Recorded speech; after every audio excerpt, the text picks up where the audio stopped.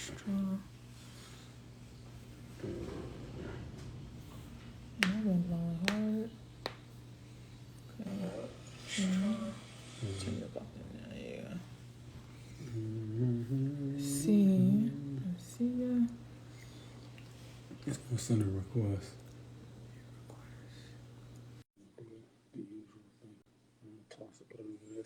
One thing I hate about that is it cuts us off.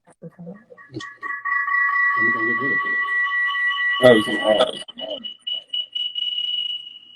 Turn the volume all the way down.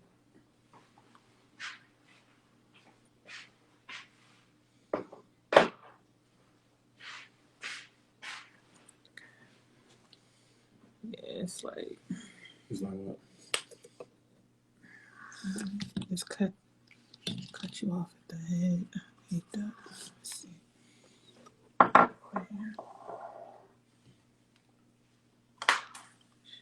here.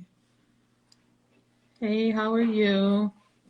Still waiting for a few more people to come into the room. Just give us a minute here.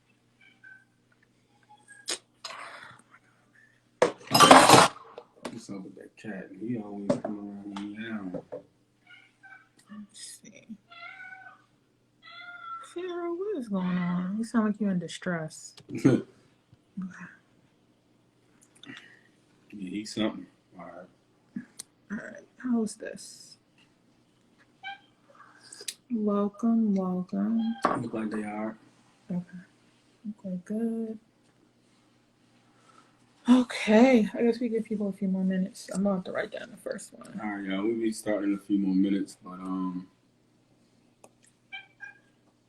peace. Ucha lepeho. Greetings to the family. Nefada Horut. Wawida Horut.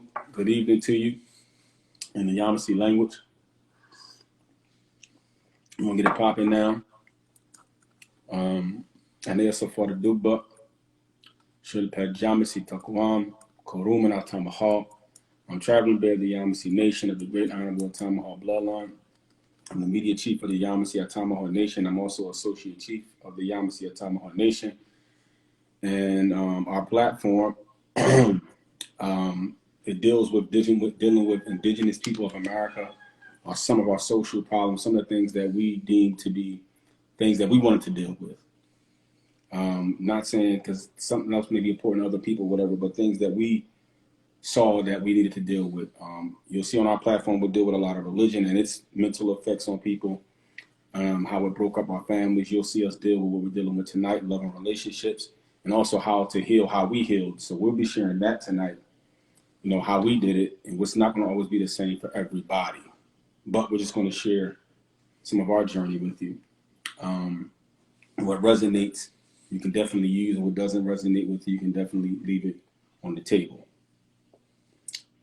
Well said. Well said. So, hi everybody. I'm Phoenix Rising, and as Bear was explaining, we want to talk about the dynamic between the Indigenous man and woman. And this live tonight in particular stemmed from a question I had gotten earlier in the week from one of my dear sisters, one of my friends here on Instagram. She asked, how did you heal from your trauma?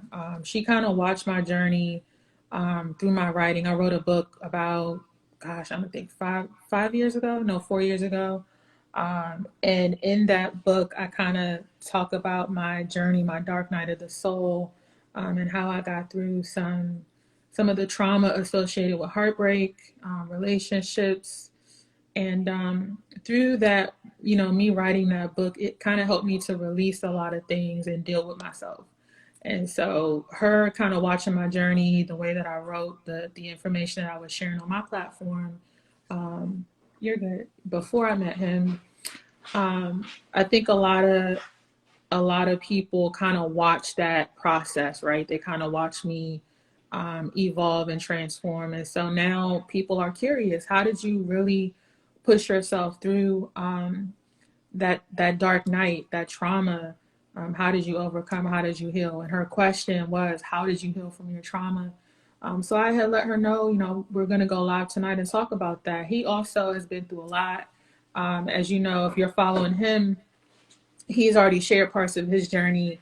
And so we kind of come together to combine our story. We share a lot of our, um, you know, moments in nature together. We talk about, how we, I guess, I want to say found each other, but, our journey towards healing individually and how that influenced our ability to come together into a healthy relationship. So we want to cover a variety of topics tonight. Also, if you're interested in, asking any questions or you have a comment, please feel free. We love when y'all engage with us. Ucha, what's up, y'all? Or you Um, can come on if you want to and oh yeah, share. come on camera, You can come on definitely. if you feel comfortable enough. You can come on and share Yeah. your journey. Now we're going to Yeah. talk about how we did things, and then after that, if you want to come on and share your journey and share how you pieced your life together, or if you're still doing it, Yeah. you're definitely more than welcome to come on and share. This is a safe space. Mm-hmm. Ucha Ron Ucha Ucha Yep. Ucha Suffolk Sacred Bull. What's happening, man? So yeah, and I was gonna say also if you do have a question, and you're not wanting to come on camera, that's fine. You can pop it in the comment or the question bubble is actually better. That way we don't lose your question in the comments as they're going up and down. Exactly. I don't see too many people here, but I think we have enough to get started. What do you think? Yeah, you think so? Yeah. Get started. Sometimes it don't register at the top, but Yeah. Ucha Ucha Ucha. Hey. So the question was posed to me, how did I heal from my trauma? I guess, I can only speak from a woman's perspective. What is he doing? Oh, this cat. Bro. Hey, man. Hold up, man. Hey, man, you drawing right now, homie. I'm sorry, this Come cat on, is on man. a whole You in other, the way, Playboy. Come here. you're on a whole other level. Come on, man. When he was Rose, he was probably about this size when I brought him home. And I caught him crawling like halfway up the curtain. So he's wild.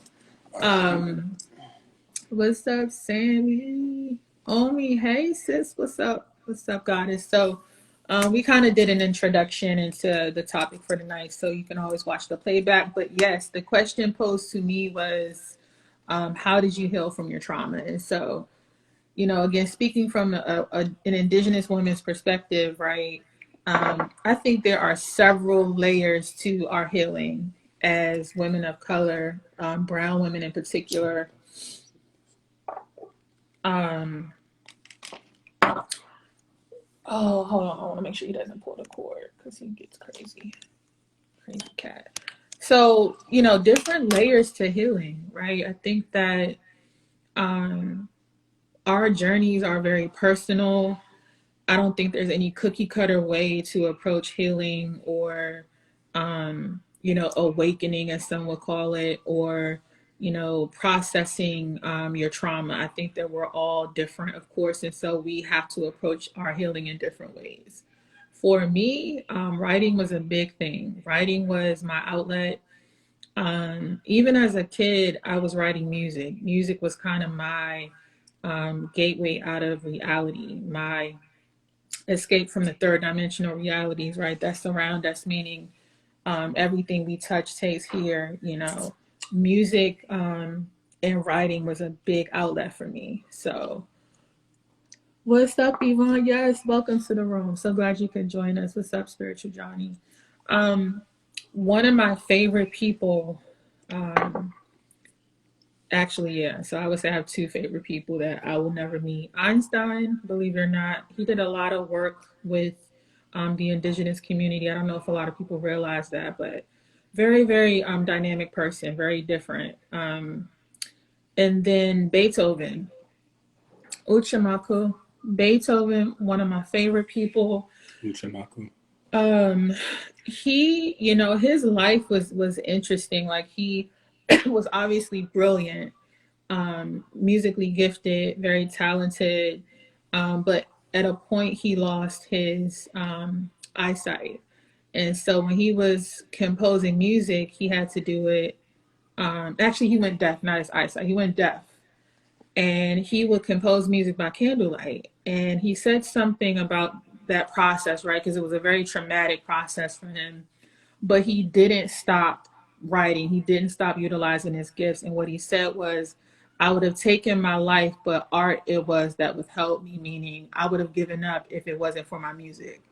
And so even as a kid, I always kind of took his statement and I thought about his struggle, and I leaned on that for myself. My parents divorced when I was about 3 or 4 years old. My father was present, but he wasn't emotionally present. And this is something we talked about. So I'm not airing out his business or throwing him in under the bus per se, right? But not having your father in the home affects you. I mean, anybody with a brain knows that, right? It can affect us all in different ways. But for an indigenous child, not to have that whole family intact, in my opinion, is always a struggle. There's several layers to how we are disenfranchised as a people, but not having your father emotionally present, but physically present, is almost more detrimental than if you'd never known him. I don't know what's What's going going on on with your tonight. cat? That's So, your cat, man. so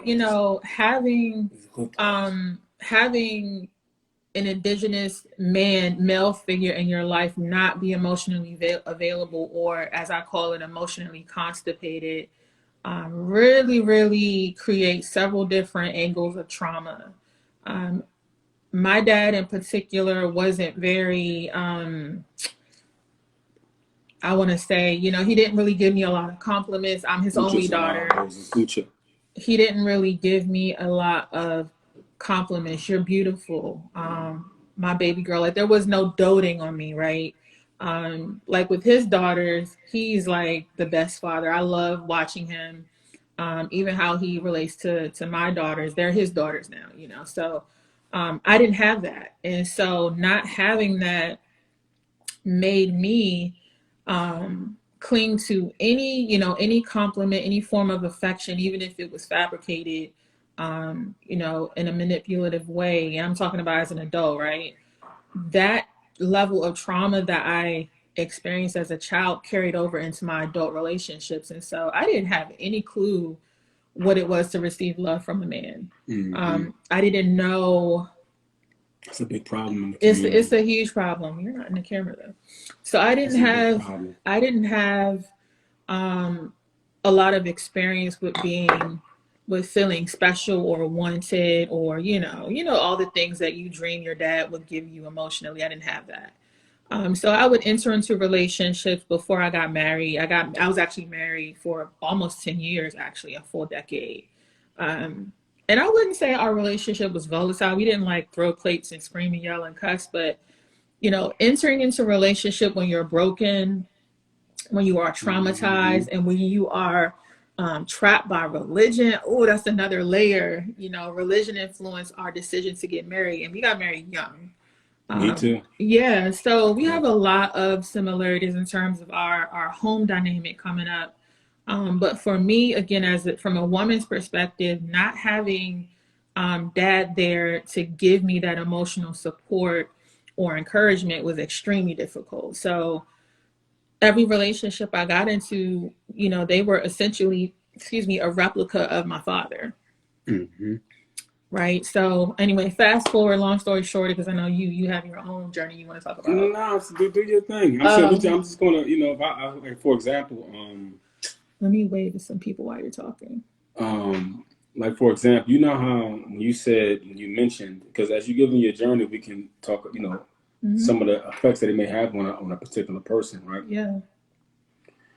If a girl doesn't get love from her father, what's some of the things it can lead to? Like, if I give you an example, right?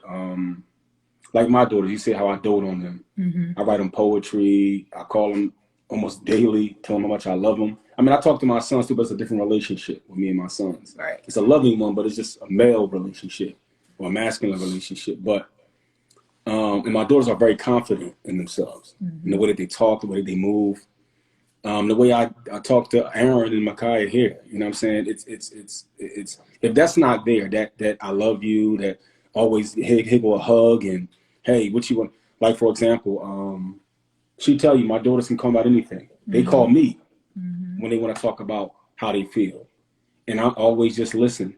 and I give them the best advice I can. So if that's not present with a young indigenous woman coming up, what are some Mm-hmm. of the things that happen in her life? What are some of the choices she may make Mm-hmm. because that emotional stability wasn't there? Right. What would you say? You know, I have something I believe I put in my book. Um, you know, if you, and it essentially says, if you fail to address your trauma, you'll continue to make bad decisions. Your trauma will, unaddressed trauma will lead you to make consistently bad decisions in your life. And a lot of it is subconscious behavior because we don't learn as children to process trauma until our trauma meets us where we are and there's a challenge and it's like, damn, something ain't right. Mm-hmm. You know, and we know this subconsciously, but we don't always look in the mirror. We don't always confront what we see as indigenous people. I find that to be one of our biggest issues in our community is not valuing addressing our mental health. You know, and so a lot of people, Mm-hmm. particularly within the realms of religion and you know whatever the religion may be, we always, as a people, kind of lean on those deities or entities to support our behavior, and it really doesn't afford you the space to kind of look at yourself because you're always looking at this thing over there that you can cast your burdens onto instead of dealing with what's burdening you. Right. So for me, religion did that, even though, you know, I got Mm-hmm. into religion as a Yeah. teenager. It Mm-hmm. did keep me out of the street. It kept me out of trouble. Yeah. But It heals it surface. It deals with surface stuff, but right. religion doesn't dig deep enough. It That's doesn't. going to come with animism. That's going to come with getting back into your culture, which Right. we'll discuss, later on down the because that's what really helped me to heal. Yeah. Learning the Yamasee language and learning my heritage and my blood as Yeah. a Yamasee man, that changed the game. You know Mm-hmm. what I'm saying? But like I said, we'll walk into that. Mm-hmm. Mm-hmm. So let me ask you. So when you was coming up, how does dealing with poverty for a young indigenous woman? That's Growing up another in poverty, layer. growing up in the Yeah. hood, in the inner city, and not seeing a positive male role model, sometimes not even Mm-hmm. seeing a positive female Mm-hmm. model. Mm-hmm. You know what I'm saying? For you growing up, what did that do to you? As far as relationship choices, Yeah. as far as, whatever, you know what I'm saying, as far as a woman point of view. Yeah. That's a really good question. I will answer that. Before I do, I just want to acknowledge our Maku, our chief, Rock Eagle in the room, Mm-hmm. Yamasee Nation. Big respect to you, Maku. You know, I don't want to use this platform to kind of, you know, highlight the work that you're doing, but Nook, I shook, Antak, I Maku. I do want to say Hamduk, which is thank you and Jamasi to you for just your encouragement for me and Bear. You've really been a source of encouragement since we've gotten together, and I know you see beyond what people see. You know, a lot of times, and let me quickly state this, and I'll get off my soapbox. A lot of times, Bigot. he knows how I can get. So I'm very tame right now. I told Yvonne, she's like, I'm a Sag, just Sag invited her. You already know how we get down. But a lot of the time you'll see people on social media, you know, and you think you know them, you really don't know people. You don't know what people go through on a day-to-day basis. You don't know their trauma. You don't know the weight of their daily life. Um, for people in positions of leadership, you know, people that take their time to study and really dive deep into our culture and unpack certain things about us. And then they use that time to share with you their journey, their story, and they're sharing with you. Um, I just want to remind those that are watching, because there's a few people that will watch this that don't really care for us. We're not slow. We understand that. Um, we love you anyway. You know what I'm saying? Because he and I are not here to put on a show. This is not about followers, likes. You know, I can give a fuck less about that if I can be candid. But what it is about is the advancement of our people. We are in a very pivotal time, right? It's like it's go time, it's make or break. And if you are of the mindset of you know, having private conversations about people instead of addressing them personally, if you have a question for him or for me, we invite you to inbox us, ask us directly. Don't ask people about things that you could ask us, right? Secondly, we're together, we're a unit. So if I see you addressing him in a comment and you're disrespectful, just know that I'm going to say something. Not because he can't, but he's me, I'm him, right? And there's a certain level of respect that you have to have for people in their viewpoints. You don't have to agree with everything, but do not disrespect him. Please don't put yourself out there like that. It looks bad for us as a community. And I'm telling you, people are watching that, right? Every time you open your mouth to discredit a fellow Indigenous man or woman, and you know their intention is nothing but good towards us as a community, you have to take a step back and pick your battles, right? Because some things just aren't important in the grand scheme of things. So I want to say that, and I'm gonna leave it. But to answer your question about the environment, you know, growing up in I wouldn't say poverty. Like my mom never, you know, she was a single mom. She held it down. But I never felt like I didn't have. You know, my mom provided with what she had, and even though we were on welfare, I didn't know it until I was an adult. I didn't know.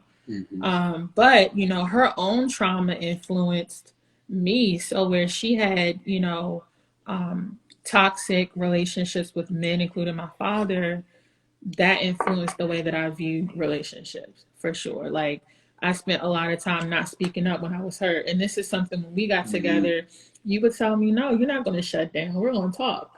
You know? Yeah, I don't listen, man. I'm frank like that. You know what I mean? I'm gonna tell you straight up, like because it's this weird how people allow things to sit. Like if something happens, we men and women, right? And I'm from, you know, I'm from a frank city where people are just frank. You know what I'm saying? And I grew up in Philly. We're just very frank. Philly, Jersey, New Yorkers, and stuff like that. We're just real frank people. And you know, at the end of the day, it's kind of like, all right, don't let your lady sit there with something on her. And listen, brothers, I'm gonna say this, man, and then you know she can finish that question. Your job is to protect your family. They've lied to you and told you that you're supposed to be this great leader, but a man's leadership is in his protection of his family. That's your leadership. And when you're protecting your family, you're protecting how she feels. So if you driving and your lady is quiet, ask her why she's quiet. Sorry, excuse me. Ask her why she's quiet and get to the bottom of it. You know what I'm saying? You're supposed to be the one who's level-headed, right? And logical. Then be logical. You know what I'm saying? Your leadership is in your logic and the fact that you can protect. Yeah. That's it. All this bravado and this fake bravado, that's religion. That came from patriarchy religion. That came from Islam, Christianity, others. That came from that. Because we wasn't on that before we got in touch with that stuff. That's not, a masculinity is in the way that you protect and in your logic. When you approach your family, any issues that's going on in your family. That's masculine. Anything other than that, man, is just some fake bravado. True. You know what I'm saying? Straight up. But anyway, go ahead and keep dropping. I'm sipping on this coffee. No, I appreciate you, you know, chiming in on that. Somebody said real quick though, I want to acknowledge this comment. He says, High Vibe 444 says he's always been humble. I got mad respect for traveling big. Yeah, like, you know, here's really quick. I just got a dote on him, right? He is honestly the most gentle, cool, calm, grounded, nurturing guy that I've ever been with. Which is so interesting because you don't come from that. You know what I'm saying? Like I don't know if people know, like you don't have to dip back into who you were, but you weren't always as calm.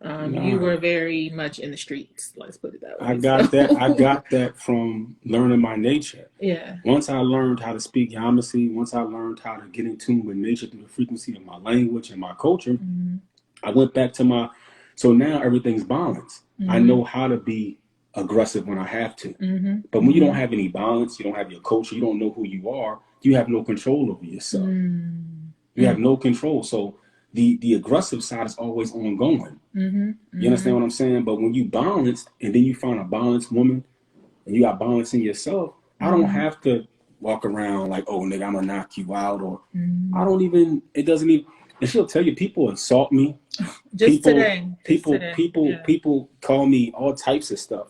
And I'm very cool and calm. I did a video to the people of Philadelphia where my name gets ran through the mud by some people, and all I do is a smile on my face. Mm-hmm.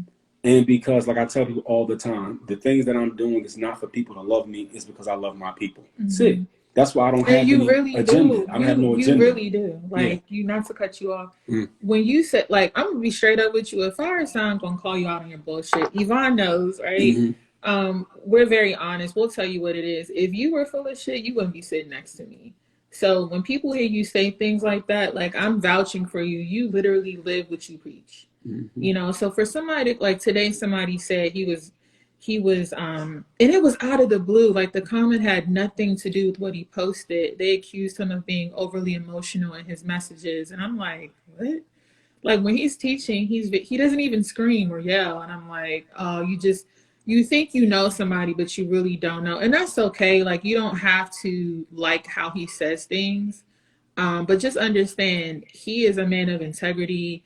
I've been through enough bullshit with men to not waste my time. So if I'm telling you that this man actually lives what he talks about, he's meditating daily, um, which is his time. You know, that's another thing. You cultivate your own mental health and, grounded nature on a daily basis by yourself. That has nothing to do with me. Yeah. But I learn from you.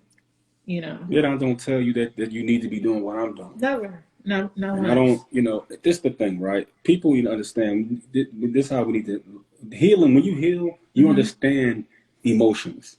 And I keep telling people, oh, you being emotional, because I may get loud during a video, or I may, puff up or whatever. Firstly, you have this, everything that we think about and react to has an emotion attached to it. So this idea that men don't have emotions, then what do you call when you get hungry? What do you call when you get angry? Yeah. What do you call when you get upset? When you feel some fear, or you're scared of something, or you're cold. You know what I'm saying? Or you're thinking about something. Everything attached to this body has an emotion attached to it. Absolutely. The difference is when your emotion goes past that level of not being under your own control.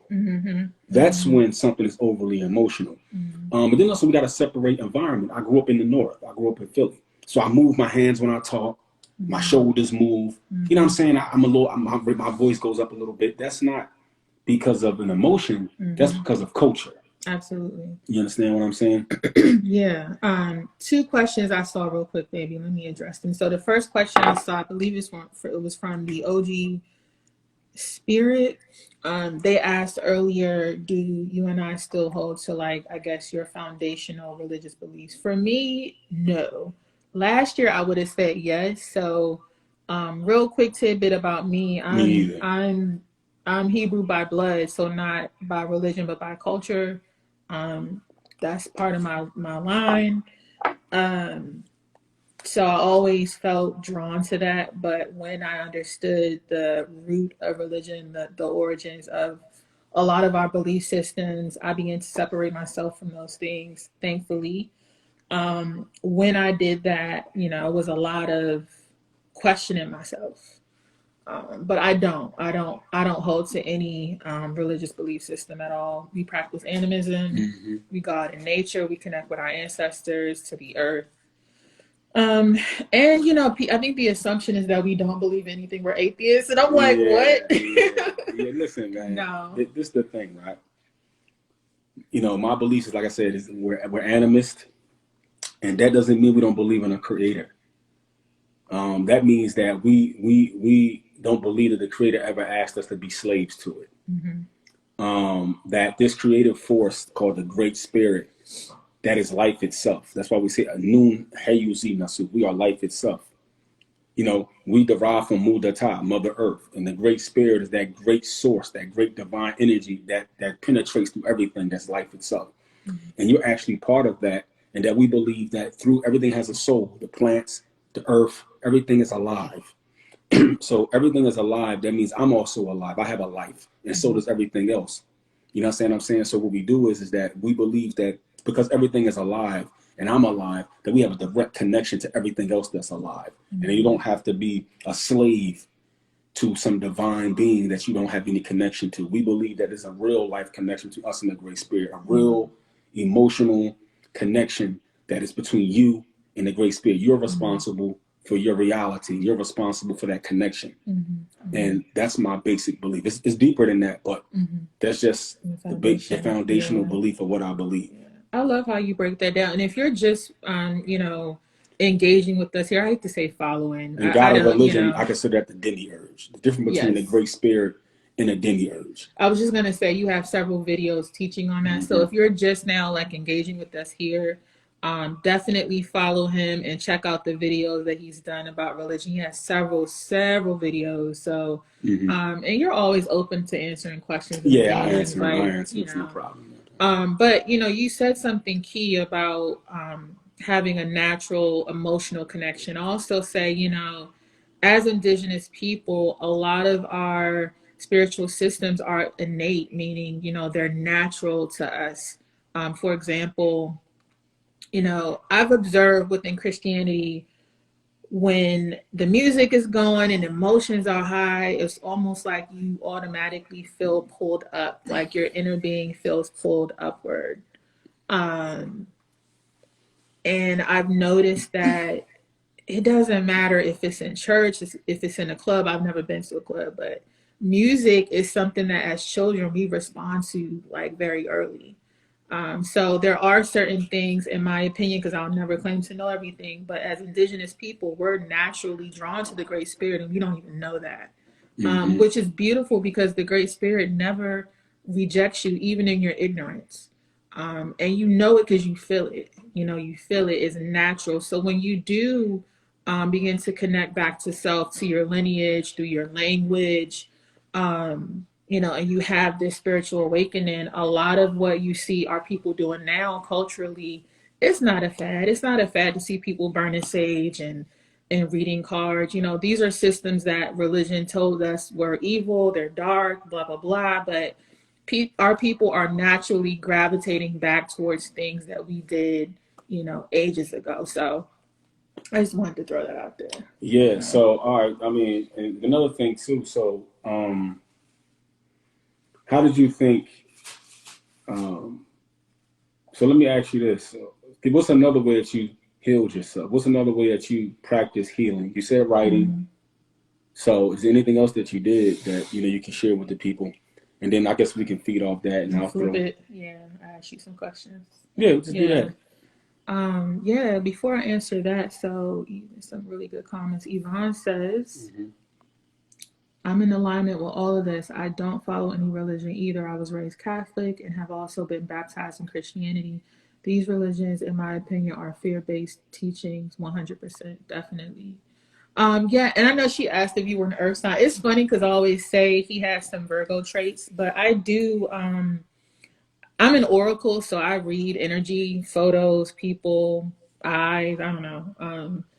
And I think, having earth traits is definitely probably something you have in your chart. So that's an interesting question. But I do believe in the sidereal astrology too. So there's different systems, but we definitely balance each other out as far as like spiritual things. Oh, do we? Look, if there are questions, speak now. I'll say no. No. So what I actually, oh yeah. So any other thing? Hold on, real quick. I don't want to lose your question. The shift is beautiful. The shift is amazing. It is beautiful. A lot of people are criticizing people for, oh, it's a fad, it's this and that. I'm like, no, let people have their process because we're always evolving. So it may be you're reading cards and burning sage today, but when Great Spirit gets a hold of you, it's something else, So let people have their process. Try not to judge. But this person says here, High Vibe 444 says, I see that in you. I literally study the way you treat your kids and your woman. You teaching me by walking in your truth. Appreciation. That's such a beautiful comment. Oh man, I appreciate it, brother. I appreciate it. Sister, I don't know if it was a brother or sister. I'm sorry if I got that wrong, but it's all about teaching, man. It's all about and it's all about you're gonna find your own way. You know what I'm saying? So, like the Yamasee Nation, we're like a lot of us are real close. And, we talk to each other, weekly, we meet each other, we see each other. And every last one of us have a different way of dealing with the Great Spirit. I'm a sun gazer, you know what I'm saying? That's just what I do. I love to walk barefooted. I love everything. She literally, I walk past and I'll be like, look how green that grass is. Like, I'll have a whole conversation about grass. You know what I mean? Because I'm in love with the Muda Thai. Yeah. I would listen. I'd be like, you know, this is a nice place to walk at. And I'll literally walk out in mud and everything through my toes and that. And I don't care about none of that. Yeah, I kind of look at him sideways, and then you know the I dogs climb was over trees. there. I climb trees and everything. You know what I'm You saying? climb trees? Yeah, I climb trees. I see. You just because you ain't never seen me do it don't mean I don't do it. You know what I'm saying? You already climbing trees when I ain't looking. I climb them trees. You know what I'm saying? Yo, your boy is climbing trees, my cool. Get him. What's up, Darren? Darren from middle school. Then we go way back. He says real men are Yamasee. Yeah, listen. Yeah. I vouch for that. So the thing is, you just get into your own thing, and you'll find your way because everybody's trauma, even if it's the same trauma, it affected you differently. And the Great Spirit is going to show you a path that heals that trauma in you the way you are. Yeah. You understand what I'm saying? So I think that's important. So you didn't answer my question. I'm sorry, ask it again. Yeah. Short term memory, short attention span. Yeah. You already know. All right, cool. So any other techniques you use in your healing process? Yeah. Hold on. Nice comment. Is that what it is called? Because then I must be an oracle also. Then again, I believe all Sagittarians are visionaries, and most Sagittarians are Ophiuchus. A whole other subject. I'll do a live on that, but a lot of those signs have different connections to spirit, and that's one that naturally connects, ruled by Jupiter, blah blah blah. So yeah. But I would say, for me as a child, it was music, it was writing, it was very much subconscious because I didn't know that I was processing trauma through writing as a kid. I was just doing it. I know he's tripping back there. I didn't know that I was doing that. Oh yeah, we would love to meet you too. I didn't know I was doing it. I was doing it subconsciously. I'm pinning a comment here. And as I matured, age-wise, right? I always felt this empty feeling. Like even if I had a boyfriend or whatever, it was kind of like, that ain't it. Like there's something more to me, and it requires something more from the man I'm dealing with. And if he didn't have that, I would know it and I would feel it, but I would still deal with them, hoping that they would kind of eventually offer me what it is my soul was needing, and I never found that. Even when I was married, and no disrespect to my daughter's father, he's a great dad, cool person, we're cool, we co-parent well, but I think in those relationships, because marriages is a whole other subject too, but I think if you're on two different paths spiritually, it's really hard to like move in your purpose. And I always felt like that, like there's something I need to be doing. And I knew the moment I met you, I was like, oh, it makes sense. Why do you take so long? Because now, because I was busy getting my ass whipped.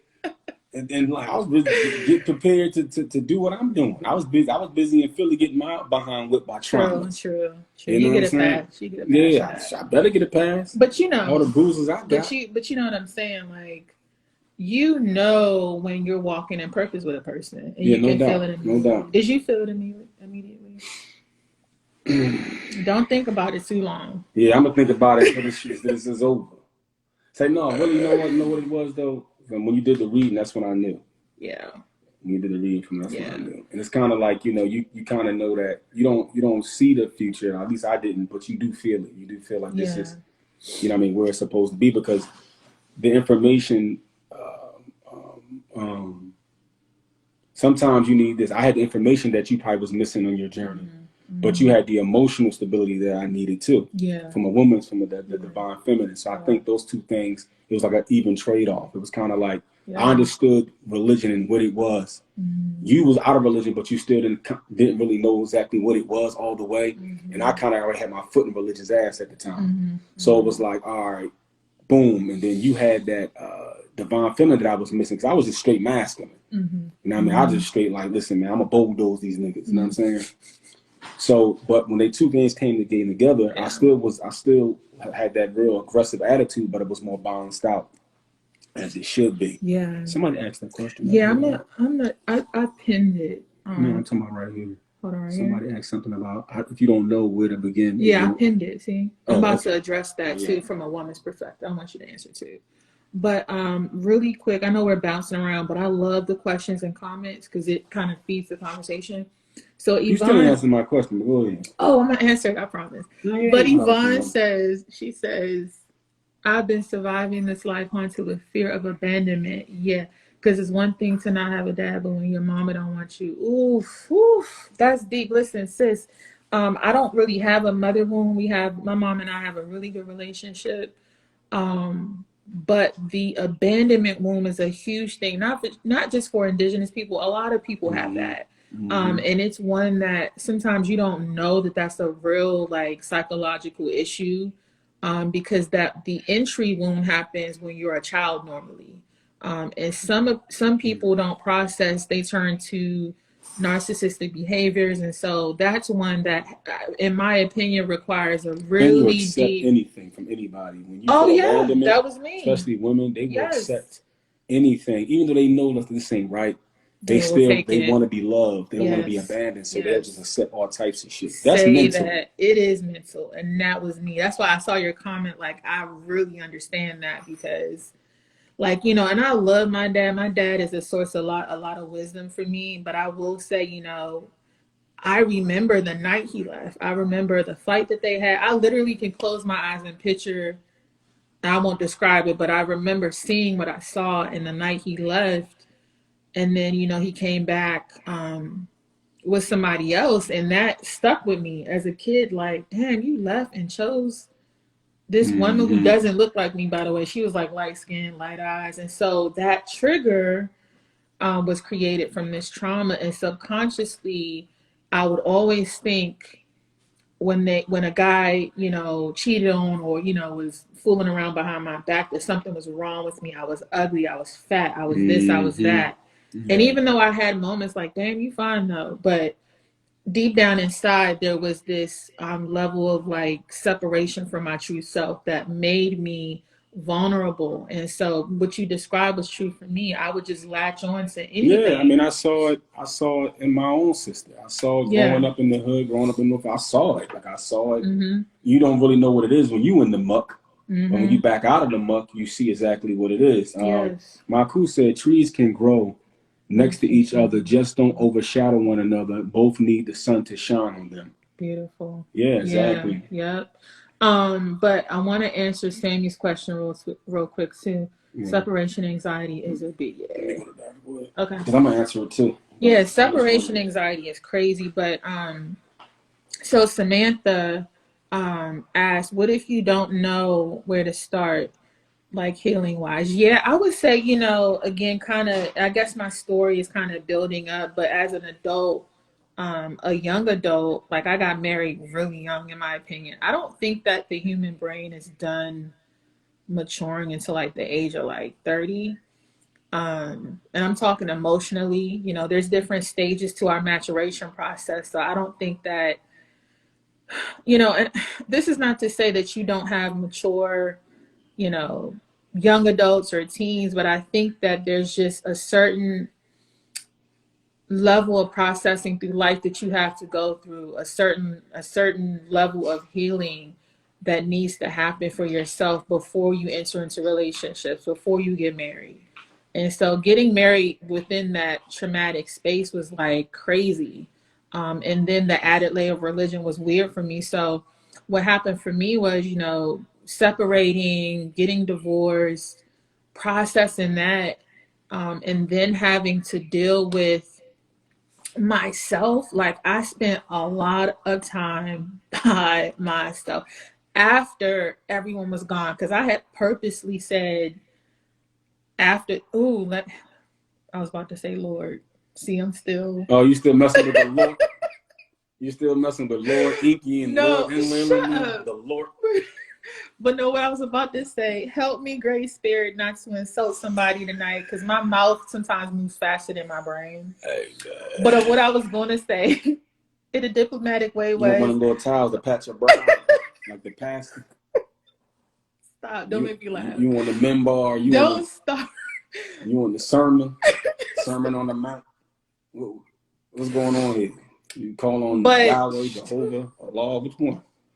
All right. There was a point where I had to, honestly, I had to take inventory of myself. You know how you had that moment, you like, girl, you know, after you mess with somebody, you know, you ain't got no business talking to. And it's like that final person, you're like, girl. I had a moment with myself like, sweetheart, this ain't it right here. And I was so embarrassed for myself. Like, you cannot be this broken and this desperate for love that you will accept that. Like, are you kidding me? So for me, that healing process was like purposely isolating myself, really looking at my shit. Like, I'm sorry to be, you know, use that word, but I had to really, actually, I'm not sorry, because when you look at your shit, it's disgusting, it's repulsive, it's supposed to be uncomfortable, right? I had to look at me and I had to really take an honest inventory and say, this ain't it. You're about to be, you know, on your own, right? And you don't have time to repeat the mistakes that you've made with people. And you have daughters that are watching you. And so I really had to make a tough decision to be alone. I had to be by myself. And I mean, there were nights sitting at this counter, it was dead quiet. I didn't have cats at this point. He wasn't here. And it was just me. So a lot of times y'all would see me on here doing readings. I was trying to keep myself busy from feeling the loneliness, but the loneliness was such a fortunate space for me to be in, because it allowed all of that sun to pour onto me. It was just me and my growth and my process without the distraction of another person. We do that shit a lot. You know, we fill those spaces with people, drugs, money, whatever it is, and we never deal with ourselves. So for me, I knew it was time to really dig deep into what healing meant for me when I was alone. There was no noise, no sex, no cute dude. Like, no cute dudes. What's going on now? I mean, you know, I don't have to tell them, but you know, but all jokes aside, like, you know, being alone, I always tell people, is not a final destination. Alone is a pit stop. Alone is where we go to soak up all of the sun. And when you allow yourself that space, you can hear from spirit more clearly. You know, so I really encourage you, men and women, learn to be by yourself. If you find yourself in situations where you're repeatedly getting into toxic dynamics, relationships, situation shits with people, you got to step back and really allow yourself that space to process what's going on inside of me. And then really quick, my last point with this question for Samantha is, if you find yourself on the offensive and you know that you are exhibiting behaviors that are hurting other people, you need to get off Tinder. You need to get off whatever these sites are. You need to stop. You need to also learn how to be by yourself. When you're wounded, you bleed on other people. Absolutely. And I'll land my plane because I know you have a lot to say on that from a man's perspective. Right? I mean, finish your thought, baby. No, I'm good. I think I'm good because that was a good segue. You said you wanted to answer a question too. So I'm gonna go say this, right? I'm gonna say this, right? So when you're talking about you don't know where to begin, right? Mm-hmm. The first place to begin, I mean, from my point of view, you know, what I did is that when she says people don't like to, they like to busy themselves, they don't want to deal with their trauma. Mm-hmm. You have to, at some point, be brave enough and get outside of the comfort zone, because what happens is you become an emotional coward. Mm-hmm. And so what emotional cowards do, they bully. Mm-hmm. So you bully other people with your emotions because you don't want to deal with your own shit. So you wound it and you bleed on other people, right? So I will always say this because you have triggers, and them triggers have origins. Mm-hmm. So you have to start from the trigger and go backwards. And you have an emotional trail of things that you have to go back and find out exactly where that stuff started at. Because taking pills, talking about it, that's good. That's a surface thing. But there's an internal problem. Okay? There's an internal problem that no begging on the side of your bed is going to do. no praying 80 times a day, no screaming out, no Lord, this, that, none of that's going to do nothing. Mm-hmm. What has to happen is that you have to be brave enough to say, okay, what is the origin of my triggers? Why can't I stay in relationships? Why do I feel like shit? Why do I feel like this? And I'm telling you, what's going to happen is that you're going to go back. You're going to get to a point where you're going to have to meet some certain shit. Okay, and there's going to be some things in it that you just don't want to deal with. You know what I'm saying?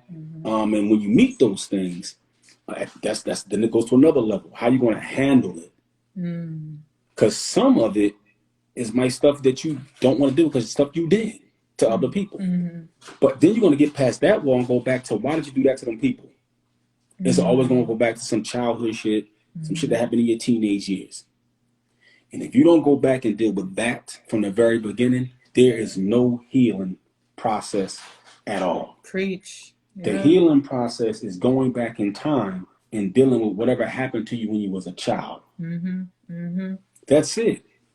Because if you're not going to do that, because what happened to you when you was young makes the adult that you are today. A lot of us, when you don't do that, those emotions trap you in being a teenager and a young person. Even though you are in an adult body, your mind isn't an adult.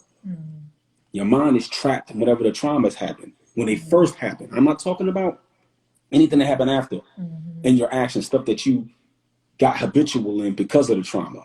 That brought other traumas. I'm talking about the original trauma itself. Yeah. That gave you all these habitual actions, because all trauma does is turn into actions and habits. All right. So that's that. So what you have to do is you have to get uncomfortable and find out why things happen to you. For me, I had to go back in time to when I was molested by a woman. I had to go back there. Didn't want to, but I had to. Because if I didn't, because when I did that, I realized that all the over-sexuality that was my problems, all the aggressive towards women, it all came from that. All of it. And you don't know that, you gotta find that out. Because what happens is subconsciously, you look at every single woman as suspicious. And you take that into a relationship with everybody that you love them, but in your mind, though, you're suspicious of them. Because guess what that does? If you're a man, you get molested by a woman when you're young, 8. I was 8. So when she does that and they do it for a while and they stop doing it, abandonment issues. Because what happens is, and then you'll find yourself sexually, like what I call it, chasing the dragon. You want that gratification of that moment, because when you're 8 and 9 and 10, sex is new. You don't get how that feels. You can't comprehend it. So what happens is that you're going to keep trying to chase that emotion. Like drugs. Like a drug. Yeah, first high. You know, that's chasing that dragon. Like you shooting dope. You know what I'm saying? You shoot that thing in your arm. You trying to get back to that situation. So what happens is you run around trying to bang everything possible. And you really hate women, really. You know what I'm saying? Not being like a homosexual type of hate, like you don't want to be with a woman, like that type of situation. But you don't like women. Women become property. So what you did is you take revenge out of every single woman, because if you can't get the person, you just do that to everybody else. So from my experience, you have to go back and deal with that main thing. You know what I'm saying? You got to go back and deal with it. A lot of us grew up, man, we seen people get shot. We see people get OD. We done heard gun. You 7, 8 years old hearing gunshots and got to run in the crib. That's trauma. Absolutely. You know what I'm saying? You walk down the street and it's a puddle full of crack vials. The blue tops, the red tops, the yellow tops. You know what I'm saying? You see all of that on the block. The house, damn, they have the block abandoned, trash and rats everywhere. You see visually this stuff at 8, 9, 10 years old, right? Yeah. So that creates a whole thing. The abuse that you get from your parents, physically, emotionally, psychologically, all of that stuff. So you have to go back in time. You have to. And, I did that with meditation. But what pushed me over the edge was learning my indigenous culture, learn that I was Yamasee. And you know why? Damaku said something earlier, Yamasee are real men, right? And the reason he says that, for me, at least my understanding of when he says that, for me, in my mind, is because one thing about animism and learning your culture, you're forced to be responsible. There's no more Jesus, no more Allah, no more Jehovah, no more begging something to come fix you. It's none of that. It's you and the Great Spirit.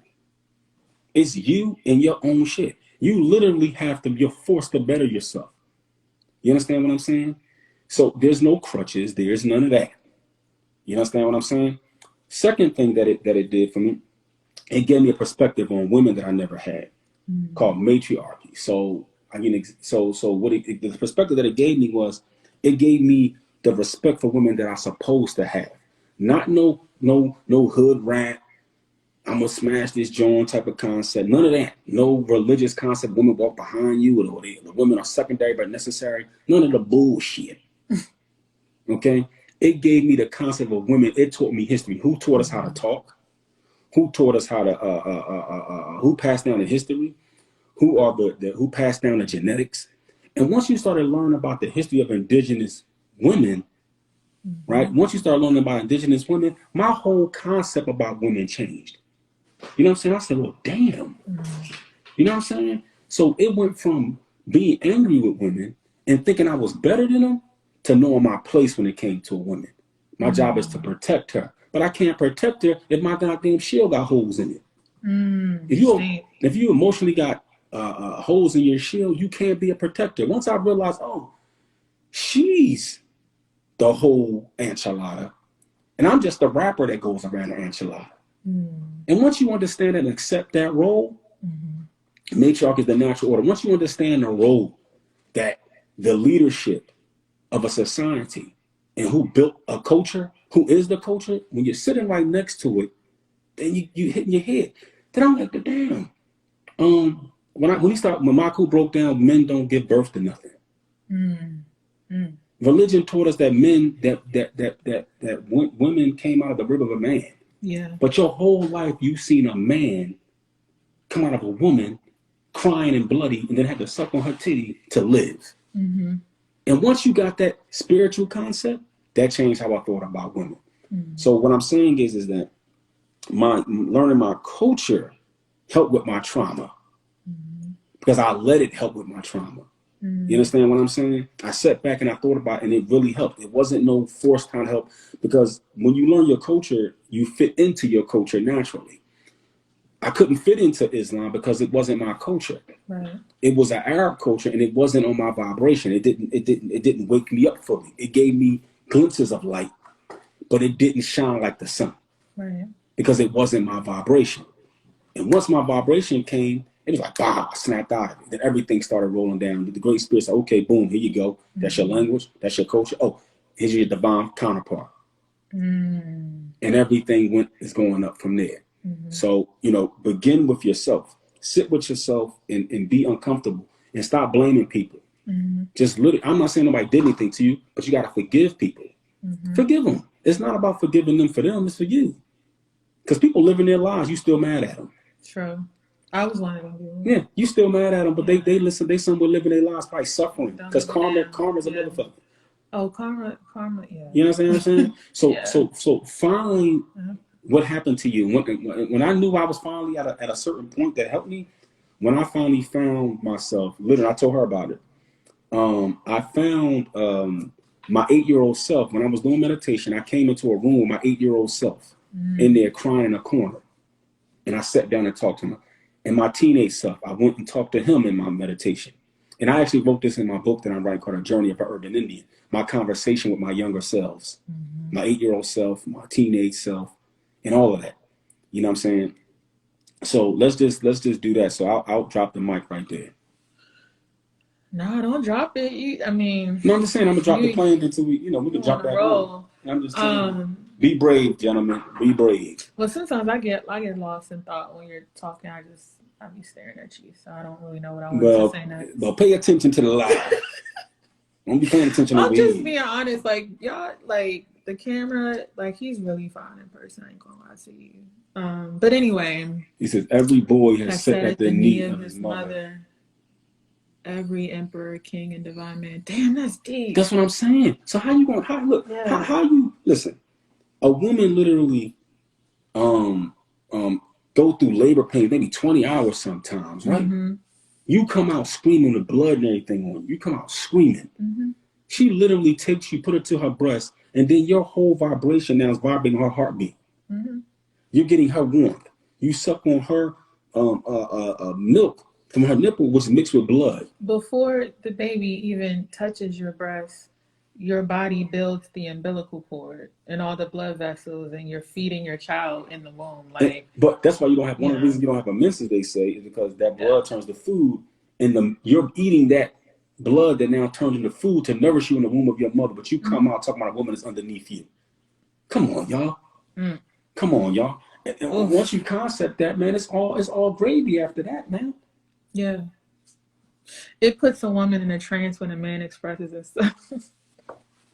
Oh, dang. I ain't gonna even hold you. Yeah. That's how you gotta be. You know what I mean? Like, straight up. I love this comment from the OG Spirit. For me personally, I settled for a very long time, and I tried to wait for one interest to come around, leaving a window open for them to show up when I was really meant to move out of that house. Girl or man, I'm sorry, I don't know what your gender is, but let me tell you something about, we call it in the spiritual community that I was kind of, trapped in after religion, because there's a whole community with the whole twin flame soulmate and tarot and not knocking it, but if you're not careful, you find yourself indoctrinated, right? Niggas they done turn tarot into a religion. Oh no, straight An up. oracle card to a This is why I religion. don't read for everybody. I don't even advertise it like that, right? But She said, I'm a lady. I'm a lady. Okay, even better. So like I really understand that. They say, oh God, what is it? Not creating space, holding space for someone that you feel is your divine other. And they just, they'll come around when you heal, they will heal. And so you get caught up waiting for this person to do something that you should just be focused on doing. So instead of you, cultivating this relationship with yourself, you're waiting for someone to, it just does make sense, but we get caught up in that, especially as women. We have to admit that. Well, see, we've been waiting on a man to come save us for what, Jesus? Yeah, We same waiting on thing. Jesus, waiting on Muhammad. We Yeah. waiting on Elijah Muhammad. We waiting on the starship. I mean, we waiting on every single thing but you. Straight up. You know what I'm saying? We waiting on, I mean, literally, and when you do that, you will not fix yourself. Literally, when you believe that that your forgiveness and that your healing process is based on something outside of your own personal work, you're never going to get there. When you're waiting on God, when you think reading some religious book that somebody printed in a print shop is going to heal your heart, you heal your heart. You're the aspirin in the Tylenol. Yes. You know what I'm saying? Plain and simple. You know what I'm saying? Yeah. So, like I said, man, the effects of the trauma that has happened to our people, and to you specifically as a person, you have to go fix that. Nobody's going to come fix any of that for you, and you got to be responsible, man. I get what's happened to us. A lot of shit done happened to me. I done buried children. I done put a lot of people on the ground. You know what I'm saying? But you have to be emotionally mature. The last 7 years, all my family that's been murdered, a Muslim killed them. And if I wasn't emotionally mature, I would hate every Muslim I see. Right? And people wouldn't blame me neither. They think you do. They think I do, but I don't, right? Yeah. But the thing is that, when you have to realize that there are things that happen in life, that some things you just don't have control over, right? But you have control over its effect on you. You have control of your responses to it. All right? The way you respond to something, it becomes trauma or not. So if you respond to something brokenness, then there you go. I got a daughter that I can't even see. I got a son that's been put up for, I thought the boy was dead. He got put up for adoption. I'm only saying that because most people will break underneath pressure like that. But I almost did. But once you get to a place where you are in control of how you respond, she'll tell you, I don't respond to anything in a crazy way. I don't. I respond to everything like this. Maybe the cell phone and computer, but that's about it. Oh yeah, technology. I do respond to technology like that because I'm telling you right now, I do not like technology. Oh gosh. I'm telling you that right now. I don't even know what. I'm glad you even brought that up to expose me like that. Because I'm telling you right now, I'll be ready to throw left and hooks on every computer, cell phone, what's this, what the TV's called? Smart TVs. It ain't nothing smart about them. You know what I'm saying? Oh, I appreciate sorry for your loss. Yeah, I buried a son, a nephew. My nephew was ambushed in Philly and killed. My son was murdered in Philly. You know, I had family. I buried a wife in Egypt. Family that I had to bury over there during the wars and the upheaval, the religious upheavals. People fighting over religion and politics. My family died there. So I buried a lot of people. But see, the thing is, and then my son who was murdered, his mom just passed away about 6 months ago, maybe almost a year ago. She passed away. She went with the ancestor, the Pasalafu. But the thing is that look, your responses are what control you. If you respond in a broken way, in a way that's out of control, then that's going to become an emotional trauma that's going to stick inside your brain, right? And what happens when it sticks inside your brain is this. Trauma it does something physical to you too. It's a spiritual thing, but your physical stuff affects your body. I mean, your spiritual stuff. So trauma is an emotion, but emotions have places in your body that it settles, right? So let's talk about the brain. So if a trauma happens and you don't deal with it, it becomes like a Polaroid picture camera in your memory, right? So what happens is the body naturally has a fight or flight reaction. That's a natural. Like for example, if you in the woods and you see an animal run out, or a wolf or something, a bear or whatever, you know what I mean? A duba runs out, right? And that's bear and Yamasee. And the bear runs out. Your inside of you going to automatically respond to that. You're going to be able to move faster. Your lungs going to open up. Your pupils dilate so you can see better. Adrenaline. So when you get into some like conflict and it bites you and you're fighting, it doesn't hurt as bad at that time. It's going to hurt later though. But you go into that type of fight or flight. So your body pumps up and is ready to defend itself or run. Now, what trauma does though, it literally sits in your brain, and your body and your brain doesn't know the difference between the actual event or a memory. Every time you remember it that way, in a sad, broken way, your body's going to do exactly what it does when that bear was in the woods. It's going to tense up. It's going to react like it's in danger. So what happens is that we have never dealt with any of it, so we're constantly believing that we're in danger. So everything's dangerous. Everything's suspicious. Every person, every statement, everything. So what happens is you look at every single thing as that bear in the woods. And you're constantly living like that your whole entire life. So this is why you see through the eyesight of a traumatized person. Because everything looks like trauma. Because that's what the mindset that you're in. But when you clean that up, you start realizing, like, I remember before I got with her, before I started healing a few years ago, maybe 2 years, 3 years ago, I couldn't even take somebody being like this on me. You know what I'm saying? It was it was uncomfortable for me. It was uncomfortable to say I loved you. It was somebody said they loved me. It was uncomfortable. You know what I'm saying? The only time I would say I love a woman is when I wanted something. That was just reality. But it was uncomfortable for me to say that, for somebody to say that to me. Because growing up, my mom, she did the best she could, but we grew up in North Philly. In Strawberry Mansion, in the hood, surrounded by projects. So it was like, ain't no kissing on you, none of that. Go out there, I'm going to show you how to fight. If you run home, I'm going to whip you. So that whole concept of loving like that and back up, we ain't getting none of that. You know what I'm saying? It was just, all right, listen here, you got to walk to school through that neighborhood. So all that kissing and all that, nah, you need to get back home. I mean, one time I ran home, 3 boys was chasing me. I had to been about 9. I was like, niggas ain't gonna get me. Now, one-on-one out of Rumble, there was 3 or 4 of them. I was like, yo, I'm out. You know what I'm saying? So what I did was I threw a bottle at him and ran. Got to the door. My mom went to the door. She looked in the street and seen them because they was backing up a little bit because my mom came to the door. She's like, what, you running? I was like, it's 4 of them. She closed the door. She straight closed the door and was like, listen here, you're going to get it worse in here.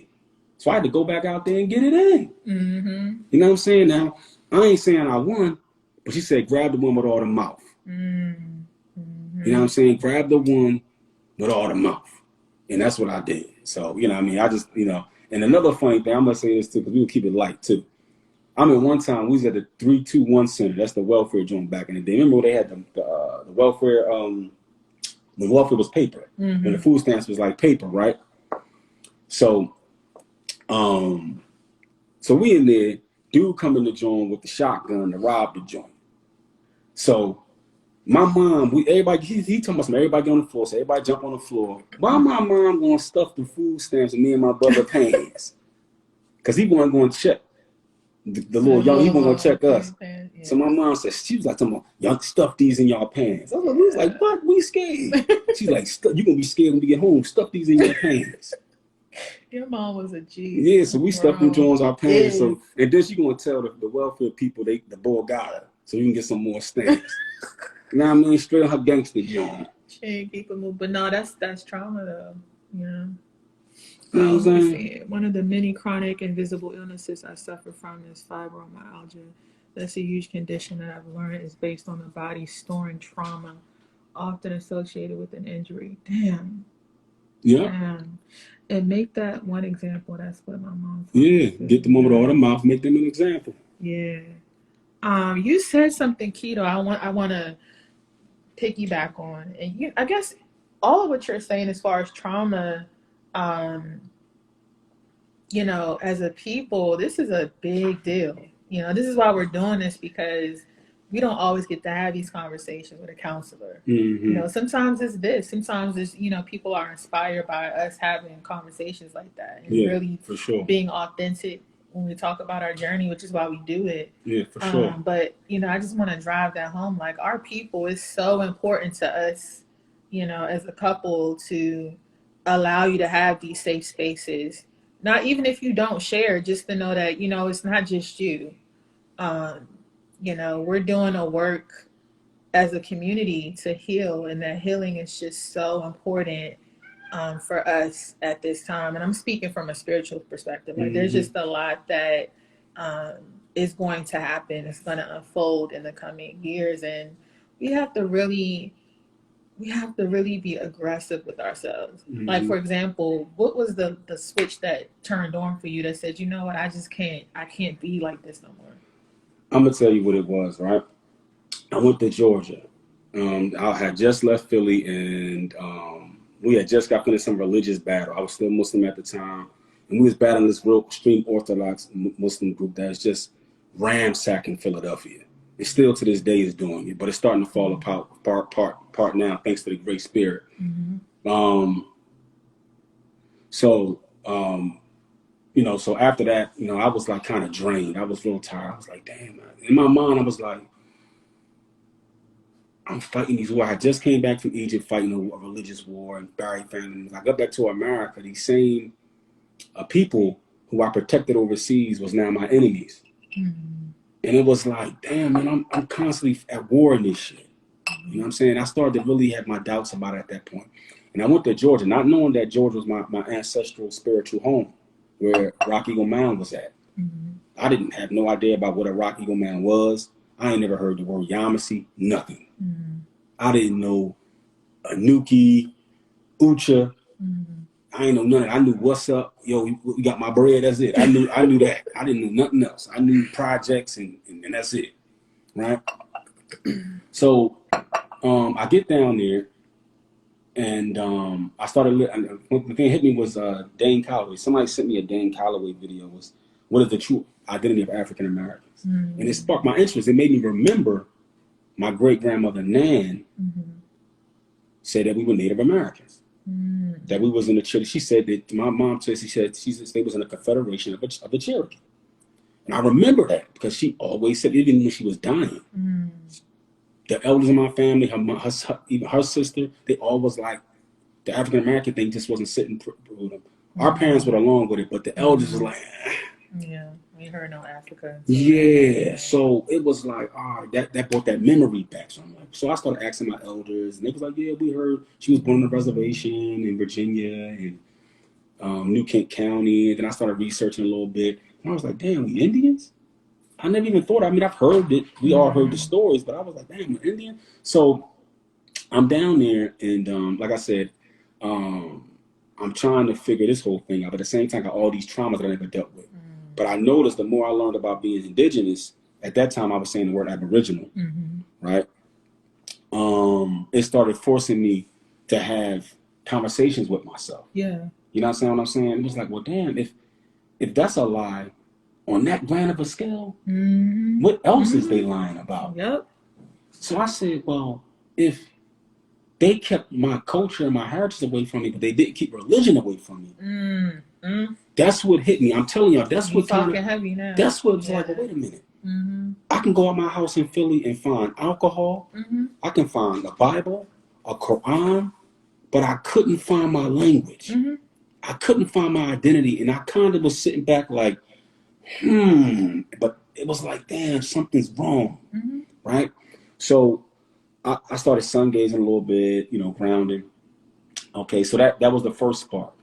So then at the time I was mistreating the woman that I was with, right? Mm-hmm. I wasn't good to the sister. You know what I'm saying? My traumas just overtook me, and I didn't know how to be good to her because I didn't know what a woman was. I didn't know how to understand a woman because I didn't have my culture. So Right. I was basing it on my trauma and on religion, which is a bad combination. Because your trauma caused you to mistreat her, and you use religion to keep her in the mistreatment. Yes. Yep. Okay? So And that was by design. that was by design, right? So religion never fixed anything internal. So I bled on the sister because I had all these wounds. But I kept religion to tie her in to keep letting me bleed on her. So after that was over, after divorce, we were divorced, and I started looking back. When I started to look back at all the trauma I caused to all the women that I was with, it was like, I can't keep doing this. My daughters were getting older, and I'm looking at them. I'm like, I can't keep doing this. What I'm going to say to them? You know what I'm saying? I can't keep doing it. So I look back at the trail of tears that I left, and that really sparked and said, why do I treat women this way?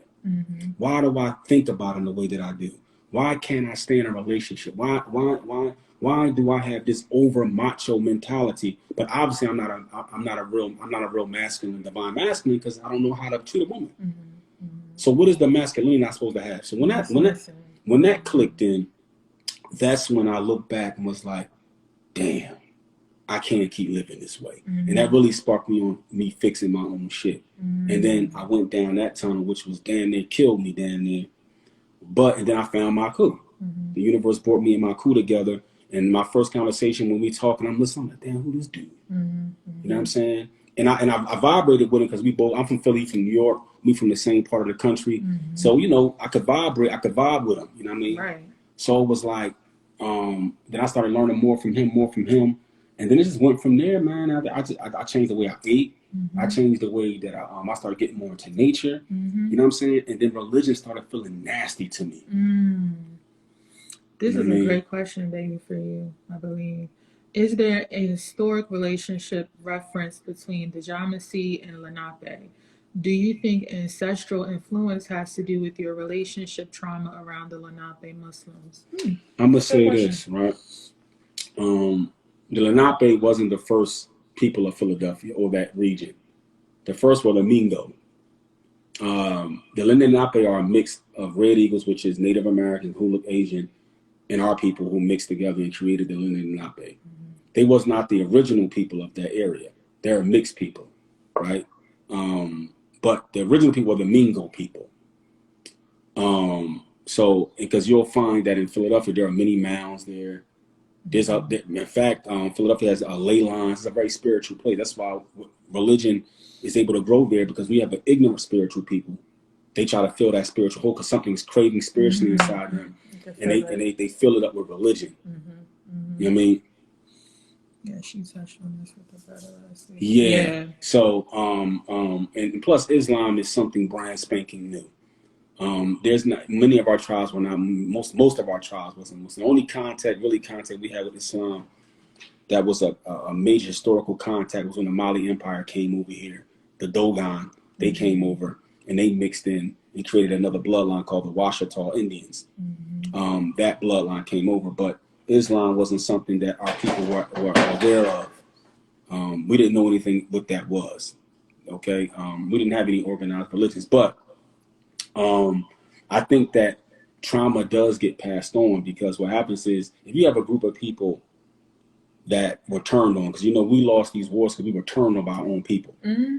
Black Eagles and Red Eagles, Native Americans and our own indigenous people turned on us at the end. Okay, and that's how we were able to be broken down internally. The colonizer never beat us, but we were turned on. And then once they got control with the help of some of our own people and Red Eagles, they started to mistreat us. And that mistreatment turned into, like I said, trauma, where now everything is trauma. So our people eventually, from all of that trauma, turned into wearing trauma as a badge of honor. Now everything, for example, look at most indigenous people, they'll say stuff like, that's talking black or that's talking white. You know what I'm saying? It says, correct, but Islam is from that void which is causing chicken coop chaos.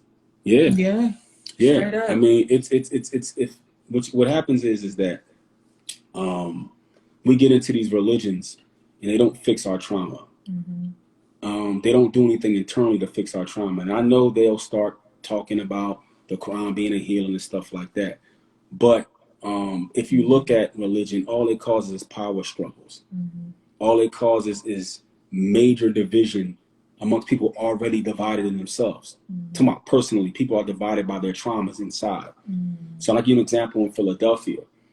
Philadelphia is a very tribal city. It's a city of neighborhoods. So there's no organized gangs. Like we don't have Bloods and Crips and GDs and none of that. We didn't go for that. We fought the Jamaicans. We ran the Jamaicans out of there. The Bloods and Crips tried to come. We ran them out. We're not going for no outside influence. So, but we're very tribal amongst ourselves. So if you, for example, like in the late 80s, early 90s, we were coming out of the crack era. We were coming out of the era of the JB and the Junior Black Mafia. And a lot of us were worn, torn, buried homies. It was a lot of trauma, poverty. So Orthodox Islam shows up. And it comes in a gang form. I mean, it's only going to take on the characteristics of the people that it comes to. That's why religion changes from place to place. That's why it's culture. Everywhere it goes, animism doesn't, though. Because animism is a personal journey. It doesn't have any organization to it. There's no punishment for not sun gazing. There's no way to sun gaze. There's no way to eat plant-based. There's none of that. There's no book that came out of the heavens in our hands that, oh, this is how you do it. There's an innate connection between you and nature. And you listen to nature. And nature gives you your own personal healing journey personally. Religion is so black and white. So if you give these people in Philadelphia who's already divided, already sick, already violent, already out of their fucking minds, and then you come with an aggressive religion that says that anybody that's not doing this right here, whether they Muslim or not, is your enemy. You've already psychologically have people who already think like that. They're just coming off the corner. She's just coming off the pole, shaking her ass. You understand what I'm saying? Dude just coming off the block. He just put the 40 ounce down, if he even put it down. He still might be. He's just still selling crack. You know what I'm saying? We still run. That's why in the mosque and stuff, we still pulling guns out on each other. That's why people get their fingers shot off in the mosque. That's why we shoot outs in front of them, because we still the same crazy niggas that we was before we got into it. Because there's no internal work happening. So when you give that type of mentality to a group of people already have it. Now, what you did was you packaged up the niggerdom inside of a Arabic language and a spirituality. So I may not be doing drive-bys, but I'm doing mosque bars. I'm doing masjid bars. Meaning I can't go, don't go to that one because they ain't not true Muslims. Don't go to that one because they're not true Christians. Don't go to that one. We're still doing the same gang banging. It's just religious gang banging. We still doing the same hugging the block. We just doing religious hugging the block. Nothing's changed. Nothing's different. We're still treating women the same that we was before we was in any of these religions. We're just now making our hoeing and our sleeping around religious by marrying everybody we sleep around with. Christians are not exempt, by the way. You know what I'm saying? Straight up. That's it. Yeah. That's just reality. Yeah. My exposure to Islam is still relatively new, but it feels most unnatural because they refuse to incorporate music, which is that they're exactly rhythm is nature, it is natural. Reminder. That's such a beautiful comment. Yeah. Yep. And I'm just saying, I come from a Pentecostal background, Baptist. We have all the sects. So Christianity is different, but the way our people use that as a crutch to deal with trauma, same shit, different house. But it also causes trauma. Exactly. Because listen, most of us come from indigenous people. So a lot of us are coming from broken homes, or we're coming from hood traumas that we all know what they are. We ain't got to run the list down. Yeah. So if you somebody we're already on TV being shamed, we're already by our police, we're being shamed, by society, we're being shamed, by our women, we're being shamed, by our men is shaming the women. And then we get into belief system that shames us already. You're born sinful, you're born weak, you're born tragically, you're inherently bad, you gotta be pleading and begging. So what's the difference between the religion is telling you and what this government system that's over you is telling you? The system is telling you you're bad, inherently evil, you're a nigga, you need to go to jail, you got broken homes, you don't know nothing, you're bad. TV is telling you that. Then Your women suck. Your women suck. That's the whole new you thing. suck, and then you gotta beg the government for food stamps. You're constantly with your hand open begging. Tell me how that's different than religion. Tell me how that's any different. So what I'm saying is that if you're already traumatized, you get into a traumatizing system. How can you fix your trauma when the system that you're choosing to be a part of is doing the same exact thing to you that the trauma that brought you to where you are today? Okay, so we have to the healing is going to be from within. Yeah, you got to be honest with yourself. You understand? You have to be honest with yourself. There's no more crutches. There's no more blaming anybody. I don't blame our people for our condition, but we are responsible to fix it. Absolutely. Yeah. You have to be responsible. In religion and all these systems take away your responsibility. It doesn't make you accountable. It tells you that somebody's going to forgive you, somebody's going to clean your mess up, and somebody's going to help you eventually. So you stay still. If you truly believed and understood that no one is coming to help you, and that the only thing that can help you is your connection with the Great Spirit within. The Great Spirit gives you total free will, not no mystical free will where it's like maybe you got free will, maybe you don't. You understand what I'm saying? You got free will, kind of. Right. In the Great Spirit, you got free will, literally. You are the one that creates your reality. So if you want to think bad thoughts, you want to be in a constant state of niggerdom and all of that type of stuff like that, you're going to bring that reality to your life. And the energy you put out is energy that comes back. If you have a traumatized energy, a non-healing energy, then it's going to attract non-healing and traumatizing events that keep you there. And guess who's keeping you there? You. There's no God writing your destiny. There's no angels writing down nothing. It's only your mind and your imagination writing your reality. That's true accountability. That's true responsibility. That's true feminine, real femininity and real masculinity. Period. And within context, right? Because we're talking about the family dynamic relationship. How do you feel religious trauma influences relationships? I mean, we kind of talked about it, we touched on it, but like from my vantage point, being in a I wouldn't say toxic marriage, but a marriage that wasn't it wasn't healthy. It wasn't cultivating growth in me, right? But I was told, well, pray and stay. God hates divorce. Yeah, they say but if somebody's beating your head in, you're gonna pray about it. So like it's problematic. Well, this is the thing, right? And a lot of these belief systems, right? How the trauma of it is that, especially for women, because we know in these religions, men are the ones who get most of the benefit, right? So, if a religion is telling you that you deserve what's happening to you, the only reason your husband is mistreating you because you're not obeying the Lord. You're not obeying Lord Enki and them, Lord Enlil and them. So, or El, Elohim, or whoever. You're not obeying them. So, in retrospect, you're being tested and punished to correct your behavior. So, basically, it's behavior modification. So, when you're as a woman, you're told that to be patient and pray for this man while he's beating the shit out of you, and he's doing that because he's sinful, and that maybe you have. Then they tell you need to start doing this, be more kind, make more dua, get up in the middle of the night and pray. Maybe if you cook earlier, maybe if you find out what he likes, it's all put on the victim. Right. So religion keeps you in a victim state of mind, especially women, and the sisters that get passed around and stuff like that. you know what I mean, back and forth, and they all trying to fill up this missing thing that they didn't have with a father or a mother. They got mommy or daddy issues, so they trying to fill it up with a piece of ding-a-ling from this brother who's supposed to love them. And so then what religion also does is separate you from your true protectors, Right. the men in your family. So you have a religion telling you that the men in your family cannot protect you because they're not of the faith. So now your protection is in the hand of strangers. You never met this guy, and after a week you marry him, now he in your guts. After a week, you just met him a week ago at a sit down.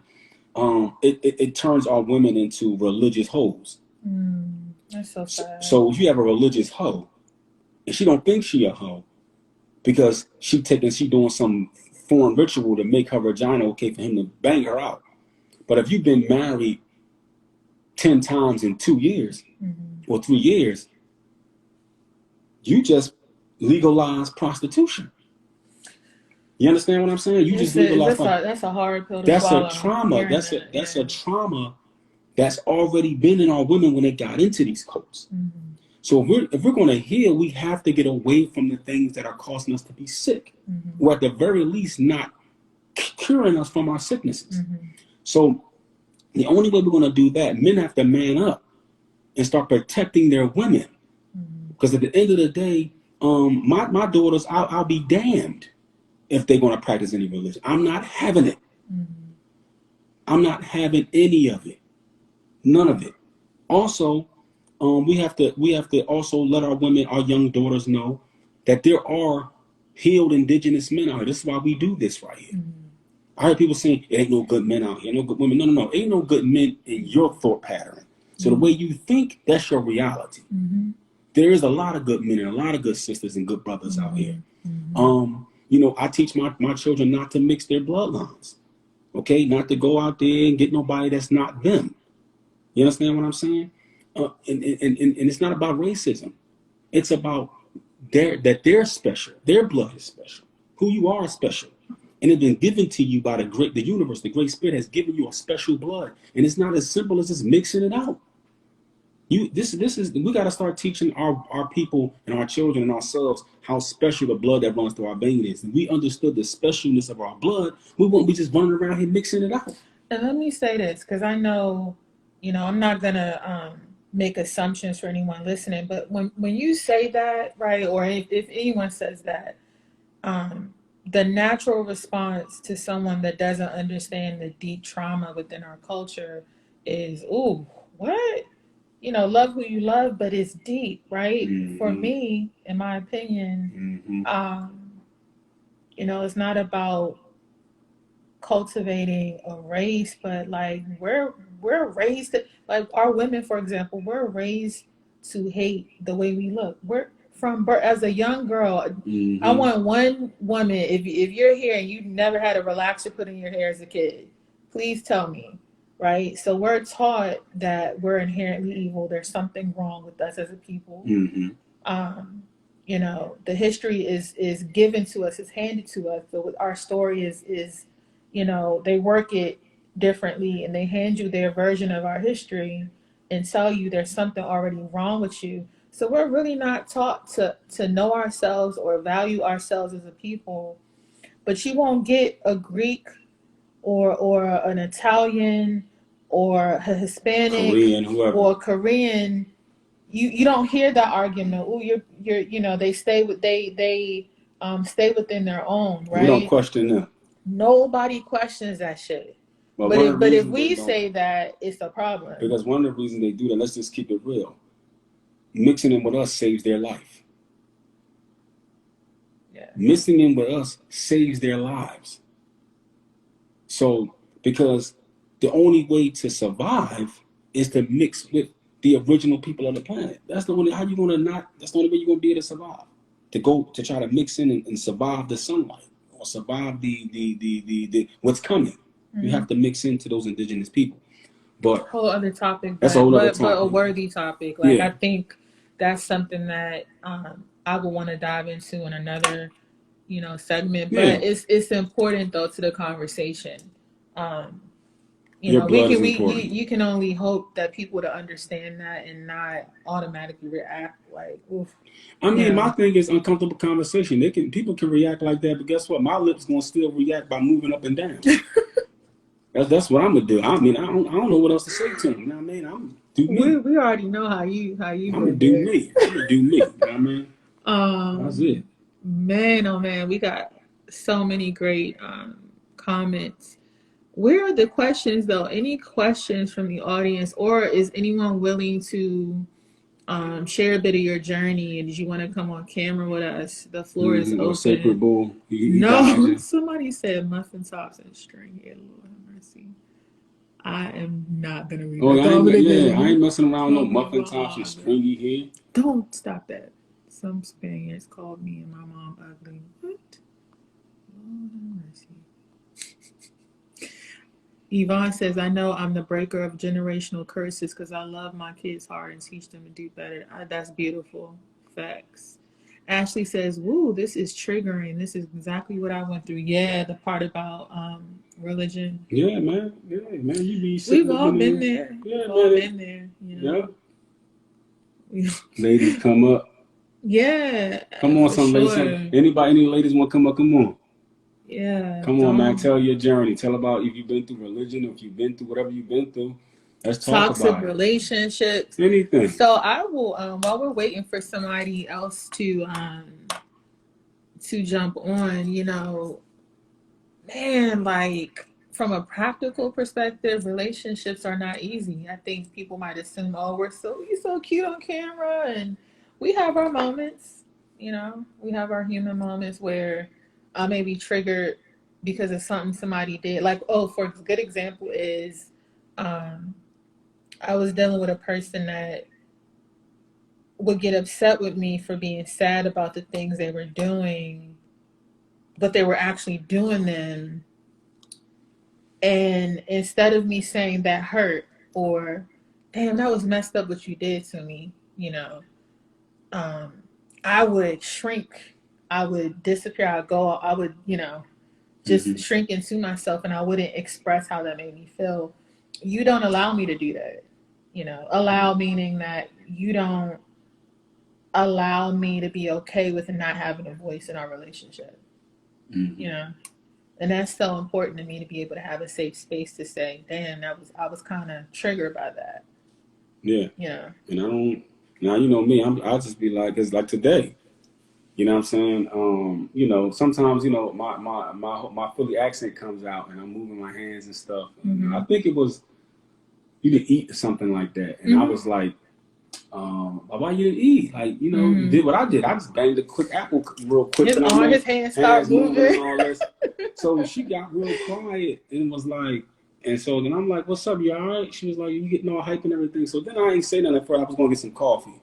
Some bonin, which is coffee, and bonin, which is coffee and Yamasee. So I went, got some bonin. And when I went and got some bonin, and then eventually we got back in the car. And then as we was driving, I said, well, we was driving, I said, Ucha sister. Hey, beautiful. We got in the car. How y'all feeling? When we got in the car, eventually after a couple of minutes, I listened to Secret Lover. I'm not Secret Lover. Distant Lover by Marvin Gaye first. I had to get into my mood. Secret Lover? Distant Lover. So I had to get in my mood. So then I was like, what's up? Like, you all right? So then I said, listen, what I'm not going to allow you to do is to be sitting on an emotion and don't say it. I said, because this ain't no religion. It ain't like you don't have no rights. Like you can speak your mind here. Like, you know what I'm saying? And I said, because you don't want to be in a situation where you can't express yourself freely. And as a man, it's my job to protect those emotions. Yeah. You know what I'm saying? That's my job. So then she told me what was going on. And I looked at her and I started kind of laughing a little bit. And she looked at me. I was like, is that it? But I understood where it came from. It comes from being in a situation with a man who every time she tried to express herself, he shut her down and called her stupid. You're annoying and this, that, and the third. So even though she knows I'm not going to do that, it's still, she has to unwind that. You know what I'm saying? But the man has to help her unwind that by every time the situation comes up, he allows for his woman to be able to not go away. She asked you make her force her to be feminine. It was fear. The abandonment wound triggers this behavior where, yeah, and Yvonne talked about this. The abandonment wound is, I'm not gonna say that hurt me, because if I say that hurt, they're gonna leave me. And I did that a lot. And so, being in relationships with narcissistic people, which I do see as a mental illness, straight up, it's difficult when you're traumatized and they're mentally unwell. Um, that's the recipe for disaster. But let me go ahead and bring in Miss. Oh, I don't want to call you your screen name because I know that's not it. But how are you? What do you want to share tonight? The floor is all yours. He just went to the restroom, so we'll kick back and listen to you. All right. First of all, I'm grateful. Appreciate y'all for having this forum. The topic that I want to touch base on is recently within my journey, as I've come back home and got back in touch with women that I've been estranged from for a while, I'm noticing a pattern of women not being equally yoked with their partners, and our bodies are rejecting these partners. So for 2 years, I found myself in a very stagnant relationship. And in the subject of, in lieu of uncomfortable conversations, reoccurring yeast infections from this partner. And I'm like, well, I don't drink. He went out drinking. It's probably the alcohol. Trying to yoni steam regularly so that I could be prepared for him. Somebody had made the comment, out having sex for God, right?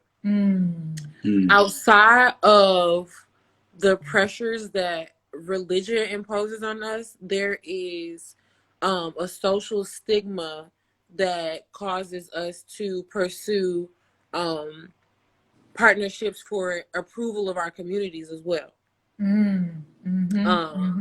I come from an established, the Divine Nine background, the strong Baptist, and there are just certain things that are imposed on what I'm supposed to expect out of a partner, despite the fact that I don't necessarily follow that same moral rubric.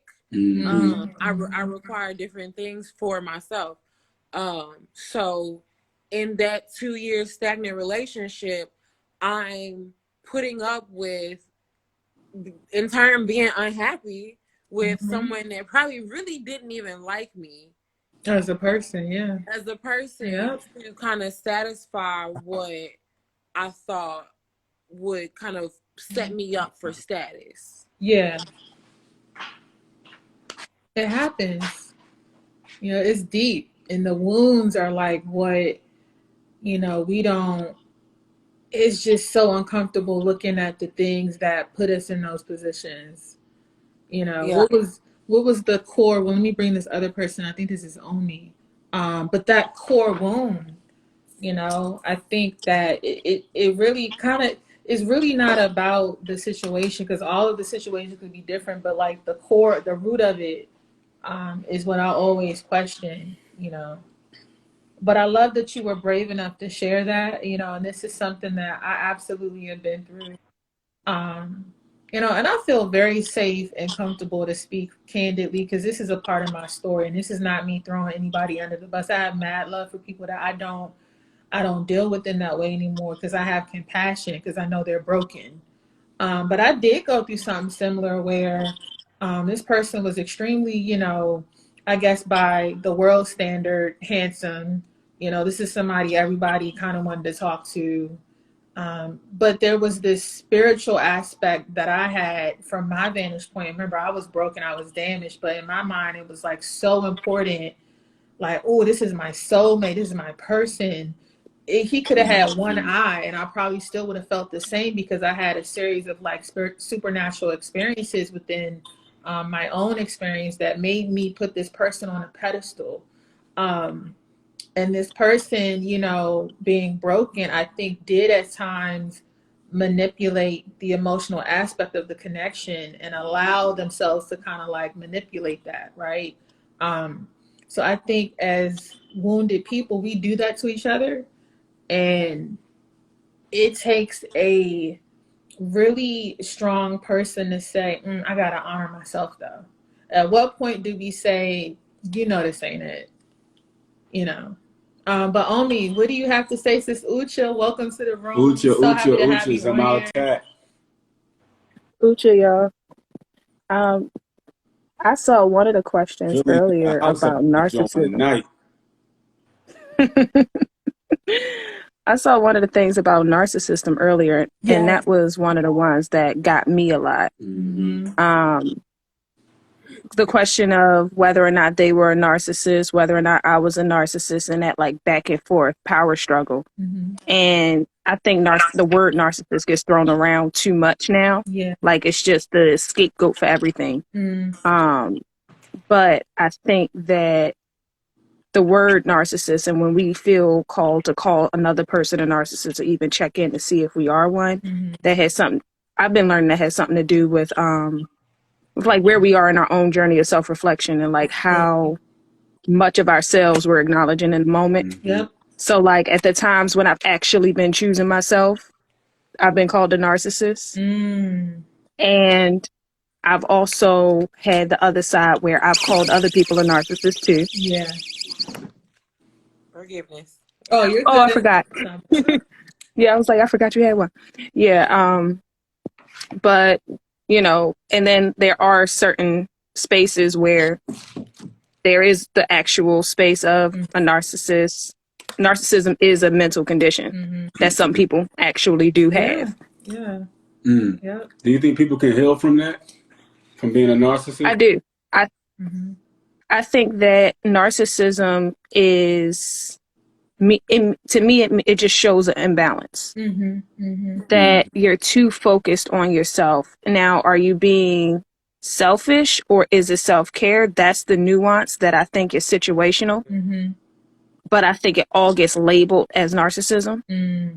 There are some people that I do genuinely believe, are so hurt that they can only focus on themselves and don't feel as though they have anything left to give to anybody else. Therefore, they solely focus on themselves and they fit that textbook definition of narcissist. Yeah. But I don't believe that anybody that thinks about themselves is a narcissist. But I do think you can heal from it. Yeah. So I do too. What would be what would be some of the differences between a genuine narcissist and somebody, would you just explain somebody who's just hurt to the point where they're just going to deal with themselves? That's not a narcissist, obviously. So what's some of the things we can tell people to know the difference between the two? Well, I feel like some people can just instantly see who a person is. Yeah, that's true. But I do recognize that that's not an everybody thing. Yeah, no doubt. In that a narcissist can't keep up their mask that long. Damn. Yeah, it's true. You're going to see it, and you're going to see it play out in multiple ways. Like a narcissist, one of the trends that I noticed, because I have dealt with both, and one of the trends that I noticed is like a true narcissist they have that same demeanor, that same, I'm only thinking about myself. It's only about me in every situation, not just in a relationship with you. Some people are too hurt from, like, they emotionally shut down because they've been through 50 million different things in their lives. So they just don't feel like they have the capacity to extend themselves to you. Yeah. That's not a narcissist, because you'll see them say extend themselves to an animal. That's deep. Or extend themselves to their mom. Damn. Or, their children or something like that. That's not a narcissist. Yeah. That's a person that is traumatized from a situation and they're something in your situation with them, your connection with them is triggering that part of them. A true narcissist is going to treat you, the dog, the tree, everything all the same, and just, I don't care about none of y'all. Yeah. Yeah. Damn. Yeah, exactly. Yeah. Exactly. I can see that. So, and that being said, and this is a question for both of you sisters, and you can answer it in the order you want. Your journey through self-healing from a woman's point of view. Where did you begin and how was that for you? Because, we want to really, because I mean, personally, I just see the women are catching hell. And don't get me wrong. And, if you see my page, I deal a lot with religion and foreign ideology that have basically destroyed us as a people.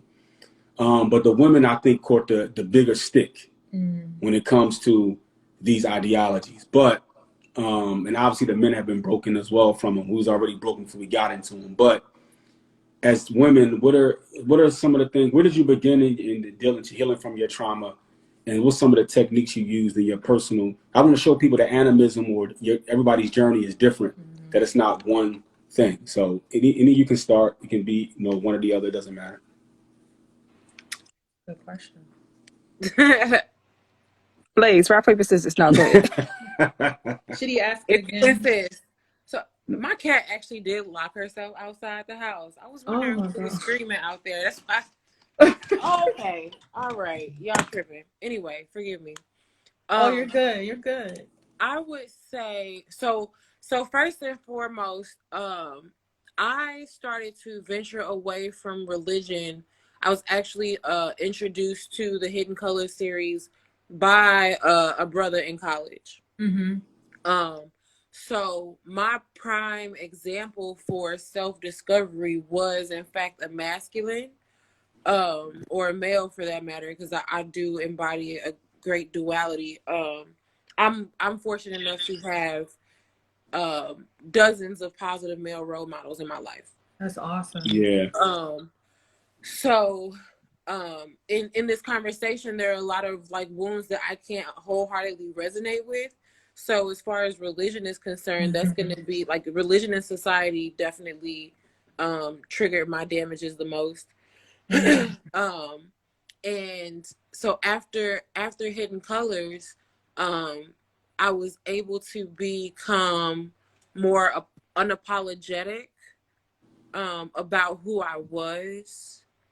And I'm from St. Louis. I moved in 2017. 2014, Mike Brown was murdered. So there was a lot, and I lost my grandmother that year also. So I had to, while many people were withdrawing within themselves, I left the city. I got an opportunity, moved to Jersey, found myself in North Philadelphia a year later. So I was still able to be in a familiar zone, like socioeconomically. Yeah. But I was able to be an authentic version of myself because I was then found in a place where no one knew me, versus being in an environment where everybody knows somebody that knows something about it. So being in a space where I'm familiar but unfamiliar, I was definitely able to start to, ignite my healing journey. Oh, wow. That's deep. That's a different angle. That's a different angle. Like a whole other environment. Yeah. It's the same but different. Yeah. You know what I'm saying? No doubt. No doubt about that. I mean, I grew up in North Philly, so I know what you mean. What about you, Omi?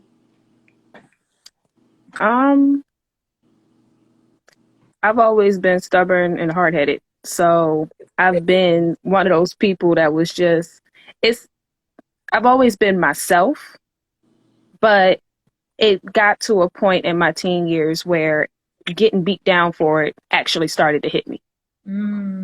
I didn't notice it as much when I was younger. Yeah. I was like, well, you don't want me to do this, I'm gonna do it anyway, and stick my tongue out at you. I was just that person. You were sad, right? So, yep, December 10th. We so straight funny. on it. You already know. Don't tell us what to do. Listen, Leos and Sagittarius do some real positive damage out here, okay? Yeah. John Brick, what's up, brother? What's up? Brick City in the house, man. We gotta learn the the Yamasee Zodiac. Yes. Gotta learn what other side is. I can't wait. Yeah. Yeah. But so it was just like it hit me at a point. I always felt like I was a kind and sweet person and all the things as a child. And I had a lot of this is what a girl's supposed to be. This is what a woman's supposed to be. I felt like I was that, but at the same time, I rejected all of the labels, all of the boxes, and I was just like, that's not me. Yeah. So it was like this weird kind of flip-flop thing. Mm-hmm. And then it actually started hitting me when I was a teenager, because then I'm like, oh, wait, no, I actually want to interact with people. I want to see what other humans do. The trees and everything, those are my favorite people. Trees are cool, but I want to actually interact with humans and see what they do. So like, that's when I actually started like branching out and trying to be sociable, which led me to see I did things a lot differently, which was like a whole isolation space. Mm-hmm. So I was always looking at everything literally, or like by the book. Like, you're saying this, I need to see it. Logical. So in a lot of things, I was hearing and experiencing a lot of things secondhand, but I wouldn't let myself experience a lot of the things. Yeah. And then I just went almost one day, I was just like, all right, whatever, I'm in here, and went on a deep dive. And that was after I moved to Philly for college. I moved to Philly for college in 2009. And so, and from Baltimore at that. So once I moved to Philly, listen, you already know. So, go ahead. So after doing that, like I said, I just wanted to, it was a new space. I'm in a new city. Y'all know how Philly is. So I learned how Philly was. And I'd been here since 2009. I say I still don't know how Philly is, but I think I know how to move here. And that's kind of like the space that I got to. But the big thing was, for me, it was 2017 when I realized that I did actually have experiences that I needed to heal from, because I ended up miscarrying in 2017. Oh, my condolences. And it hit me like, oh, wait, there are things that I never thought I never acknowledged about myself. Yeah. Yeah. That I wanted, that I learned in like that short time span. So that was the big shift for me. It was like, oh, okay, wait a minute, who am I? Who am I behind the last few years of me trying to hang out with other people? Right. And so then that's when like the shedding and the unlearning came. But I've always been stubborn, so that kind of popped up. Yeah, I went through that too. We got to talk one-on-one. I went through that. Actually, the anniversary and well, I should say birthday would have been today. So, Wow. So do you sisters think that how do you think your traumas or the things you've been through or how you saw the world, before you went on your healing journey, what's the difference between how you feel about relationships with men before you went on your journey and now? That's a good question. You know what I'm saying? Like, because, because we all see it differently. Like I told my journey, how I saw women before and how I see them now. So how did you see men before your journey and how do you see Indigenous men now? Like, what's the change? I like that you use the phrase, well, not the phrase, but I like how you said Indigenous men. Because for me, that was the line. I was like, yo, they unicorns. Where they at? Yeah. I mean, I saw a lot of people, but to me, being Indigenous is not, I mean, we can get into the melanin, but it's not what your melanin count is. Right. It's what you are. It's your culture, your heart, your soul. Yeah. Right. And so one of the things that I was constantly fighting for was like, I grew up Indigenous even if nobody around me was. That was always my thing. And for me, it was like, I'm going to be Indigenous even if that means I'm alone.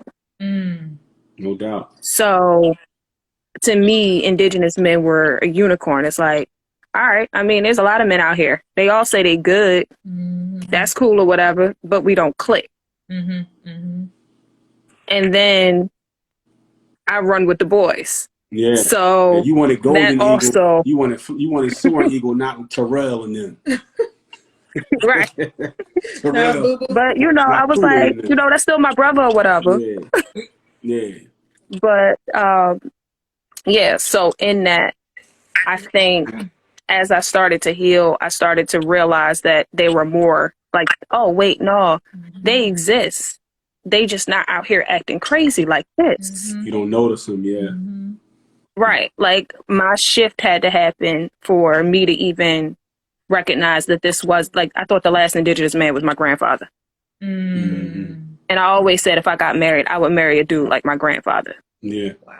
That's my, you know, that's my role model. That's my idea of what a man is. Yeah, I literally said the same thing to you. Yeah, that's why it's important. That's why it's important to have that positive male protector who knows who he is, knows his culture around, because a young woman is usually going to use that as a criterion about what she's willing to accept and not accept. Absolutely. Yeah. Damn, that's deep. He says, what did it say? Before I was legit A-okay with being single for the rest of my life, I'm only 37, like for real. I threw in the towel. Now I feel more hope in finding a brother who has embarked on this path. I love that. I love that you have hope, you know, like that's one thing I held on to. You know, I got hurt a lot. I ain't gonna even hold you. Like I got shitted on a lot, you know, but one thing I held on to was like, damn, I got a purpose though. And I could feel it every day. And it was like, if I have a purpose and I'm sure about that, there's somebody out there that, you know, my ancestors are pulling on them. And literally, like my grandfather is who led me to him. So I think that, you know, there is this knowledge deep down inside that we have as Indigenous people that we belong to someone or something. You know, we just don't know what and where until we come across it. But I love that you say, you know, Ashley, you have hope. That's beautiful. Don't ever let anybody steal that from you. A lot of us become hurt. You know, we get hurt, we become bitter, and we allow people to rob us of that hope. And that hope is something that, you know, your folks are giving to you. Like I read for you before, your grandma, your auntie, they're giving you that hope. You know, don't let people take that from you. Now, Maku said we will have a powwow on our land in Colorado soon. Yeah, the Yamasee Nation. I'm the associate chief and the media chief of the Yamasee Nation, and we're going to have on our land in Colorado. We're going to have a get together, a powwow. You know, and you come on there, you'll learn Indigenous history. You know, gather your names of your grandparents. Come through if you can. You know what I'm saying, and learn who you are. See rituals being done, so your blood can wake up. Hear the language being spoken. You know, it's not a religion, by the way. It's not a religion. People assume. You know what I'm saying? It's a bloodline. Bloodline has nothing to do with some sky daddy in the clouds. You know, your blood is tied to the land. It ain't tied to the clouds. You know what I'm saying? So, you know, come out and learn who you are and learn your culture, because it's very important to know that, because without that, there is nothing to return back to. I mean, what are you returning to? Foreign ideologies, foreign systems. If you don't know your culture, there's nothing for you to return back to. And the only way to return back to the equilibrium between men and women is to go back to the exact equilibrium that your ancestors had. And I ain't talking about running around with feathers in your head. I ain't talking about running around half naked. I ain't talking around none of that. You know what I'm saying? I'm talking about the actual spirituality of your people and the sciences and the behavior that they had. You know what I'm saying? And how they internally worked on themselves. Because everything can't be the same, because we're in a different time period. Right. So I'm not saying go back 600 years ago and see the world like your ancestors, because it's impossible. The world doesn't look the same. But what I'm saying is use them as a guideline and use their system to live now. And I like that you say that. It's beautiful for you to say that. And I don't mean to, like, sometimes I can't help it. I can't help it. Sometimes I'm not trying to read you, like, your aura or whatever, but I feel like I have to say this to you, Omi. You, like, there's this level of strength that you have, that your grandfather intentionally grants you. Like, every day you feel this outpouring from him. I feel like, you know, he's reserved this person for you, and you know that, and so you're very comfortable with waiting. And I know that because that's my story. Like, it's so weird. We're born days apart, and you and I literally have the same story down to the miscarriage. Like, we got to talk one-on-one, because I don't believe in coincidence. But your grandfather, Absolutely. yeah, your grandfather comes through and he's showing me like he's pouring a vat of water over your head every morning. I don't know what ritual you're doing when you wake up, but there's something that you're doing every day. I don't know if it's meditation or whatever. But when you're doing that, it's like I see him pouring this vat of water out. Water is, of course, very spiritual. Water is a conduit as well. So that symbolism is for you to know that your hope is not misplaced. Sages, and I know we don't necessarily stand on the Western ideology of the zodiac, but people born in our time, we have a natural ability to tap into the great spirit. So when you were small, for example, I know you had experiences of the supernatural nature, and so your grandfather is the one that you know he constantly taps on you. So if you were wondering, like, is I think sometimes deep down inside you feel them, but there's still this, like, because you can't see them necessarily, it's like, am I tripping? But no, every day he's pouring that out on you and restoring you. Also your son went back with him. So, and I don't know if they're granted permission to come back around, but that little one is well taken care of. So I feel like he just wanted you to know that. Yeah, I hope it makes Thank sense. you, I'm Kanye. sure it does. No, it absolutely does. It's right on point. Yeah. But now for I'm due. the sister, I don't. Yes, the sister. What's your name, sister? I didn't see your name. I'm talking about the other sister on the live with us. What's Oh, your with the name? beautiful little babies. Yeah. Jay, Blaze ain't introduced herself. I think Jay, she Blaze, did. We didn't listen. OG, many different. Okay. OG. I'm gonna call you original gang OG. But so the same question goes for you. What is it that changed about how you view men before your journey and after, the indigenous men? Like, what is it that changed, you think, as far as your relationship with the masculine energy? So again, I grew up around stigma. However, I I personally had more mommy issues than I had daddy issues. Mm-hmm. Fortunately, they are being healed now. Given this chapter in my life.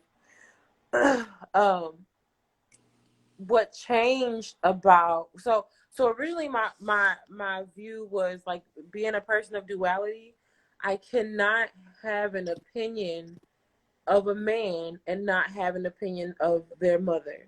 And that's the same, for myself. If I see a man that's unhealed, then that means that the role models, the people that poured into him, were not healed. Yeah. So that was just something that just always, went around my mind. And because you said equilibrium like that, that pulled that out to me too. And so I think that responsibility was something that was just always important for me. And I also come from a family where biological fathers were probably never around. However, men stepped up. Men stepped up, and these men didn't just have one family households. So even though a stigma was projected upon me, I am now, my path has been created to go against that grain in every method and form. And I know that men of our past, men of our heritage, if they had the means, then they had multiple families. And although that was discouraged to me, it's something that I had to come to peace with. Because when an indigenous man takes care of business, then their legacy continues to live on. Yeah, no doubt. Yep, I agree. For sure. Yep. No matter what we've been taught about it, yeah. If you're you know, walking in integrity and like you said, handling your business. I agree. There was a time where that worked, you know. Yeah. But a lot of people are using that as an excuse to, Well, the you mindsets know, change. The yeah, mindsets yeah, change, and then Mhm. people are in their lower selves. So it's not right. about responsibility. It's about responsibility to that lower chakra, to that appendage that hanging between your legs. Damn. So when that's the main driving force behind decisions, we see the chaos in that. And the only way people can even return back to the mindset that you just spoke about is through animism. And when you got true animism, like Michael was saying, true animism, you connect yourself directly with nature. So when you respect nature, you respect mama, you respect the universe, you're going to respect the thing that resembles it the most. So women resemble the universe and resemble mama the most. So if you respect mama and you respect the universe and you have a connection with the great spirit, you're going to respect the thing that resembles it the most, because nobody's going to tell me they love something but then disrespect it and treat it like crap. Yeah. So but the only way to truly respect a woman and love her is to love mama, is to be an animist, because an animist connects your heart and your soul directly to mama. And nothing resembles mama in 100% way except a woman. So you can't tell me you're a person that's healed and a person that's an animist and you don't respect women. That doesn't even go together. You know what I'm saying? Because everything mama has and everything that she represents, her cycles, her attitude, her life-giving abilities, is in the woman. You wake up with mama every morning if you're a real man. State. You know what I'm saying? So that's I would tell everybody, man, return back to our animist ways of true nature, and there's no way you can disrespect a woman. You're not gonna get that from religion. Religion automatically tells you a woman is secondary necessary. So you automatically toward disrespect. You automatically given the fact that a woman is not your equal. So it's no way to truly love her. Your love is based on an imaginary friend. You know, it's based on some imaginary system, not something real like the earth that's in front of you or the sky that you can look at, the sun that's in your eyes. It's not based upon that. It's just based upon, all right, you're stronger and you can just beat a woman. You're stronger than her, so that makes you over her. You know what I mean? That's totally against nature. So, so if people really want to go back to respecting themselves and women, even for men, the only way to truly respect yourself is to be connected to the thing you come from. So, when you come out the bed, they cut the umbilical cord, and then now you separated from your mom. How do you get that umbilical cord back? Got to be through animism, through nature, because your mother represents nature. So it's like if men don't reconnect to that, nature is masculine, nature is feminine, nature is everything. So it's like you can find masculinity in nature, you can find feminine in nature. You know what I'm saying? So if you're not going to get back into animism, there's no way you're going to find balance. Religion is heavily patriarchal, so it's not in the middle. Animism's in the middle. I'm not over her, I'm with her. You know what I'm saying? And she's not over me, she's with me. So religion gives you a competition. I'm the man, I'm in charge. You know what I'm saying? So, that's just, I'll drop the mic there. That's real. Straight up.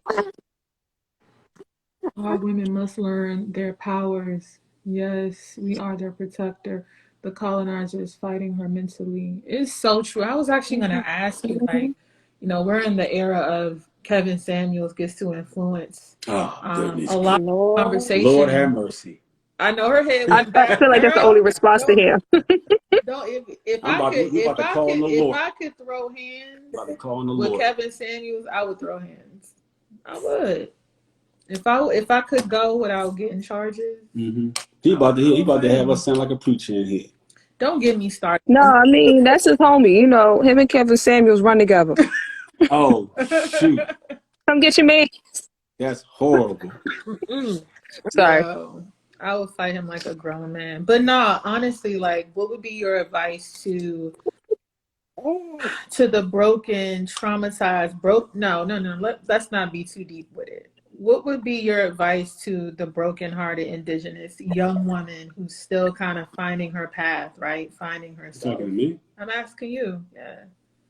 I would tell the first thing I would say, and I think the thing that I would make important to her is don't go monkey branching because you're hurt. Don't go jump on another piece of wood to feel the hurt that you're feeling. Learn how to sit back and accept the fact that people hurt you and forgive those people so you can forgive how you feel. So I would just tell young women, man, Indigenous women out here, the American Indian woman, is that don't think that sleeping with somebody is going to fill the void. Don't go looking for somebody to give you a moment of love or he go buy you a fried chicken wing platter from the Chinese store and a blunt. We're not that cheap. And a Pepsi. Don't. I'm just saying, don't sell yourself cheap out like that, man. Y'all, don't sell yourself cheap. Start looking at yourself as something more valuable than everything, because your vagina and what you are is very valuable. It's sacred. It's sacred. So start respecting it. Because if you don't respect it, nobody's going to respect it. So, get somewhere and learn who you are, fill yourself out, and know that the only person that deserves that type of emotional connection, or that type of privacy like that, this is your private person, this is your body we're talking about, is the one that's resonating with you and that's going to respect it and protect it. Not somebody that's going to come through with a chicken wing platter or a cheesesteak from the poppy store. Yeah, someone that can water you. Yeah. I would say, as someone who, and here's my opinion on healing. The initial question, which kind of inspired us to do this again tonight, was how did you heal from your trauma? And I always take the ED off of that word, because healing for me is perpetual, right? We're always going to be doing some type of healing, some level of healing as we grow, because we're always growing, or we should be growing. So from that standpoint, I would just offer this and not even necessarily advice, but what empowered me to overcome a lot of the trauma and the brokenheartedness and the pain and the questioning myself. Was I good enough? What was wrong with me? What did I do? How did I get it wrong? What empowered me to stop asking those kind of questions was deciding who I was. Discovering who I was, not only as far as my lineage and my heritage, but spiritually, who was I?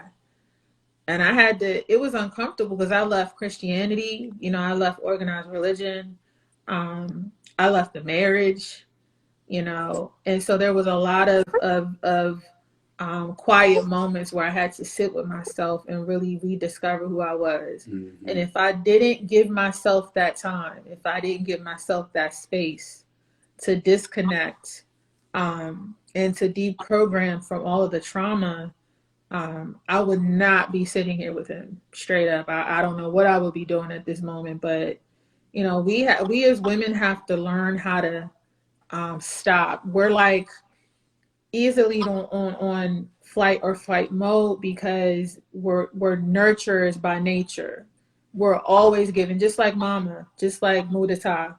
Mother Earth is always giving, right? And as Indigenous people, and I'm not as close to it as I should be, and I'm learning a lot of my own tribe's culture, but I do know that when mama gives, there's this reciprocity that's natural. We always gave back. We didn't take more from the land than what we needed, right? And so don't allow people to rape your soul. If you're giving, there has to be reciprocity. And it has nothing to do with money. I'm talking about spiritually. If you know that it's unbalanced and a person cannot offer you the same vat of water that you're giving them to drink from, pour that shit out.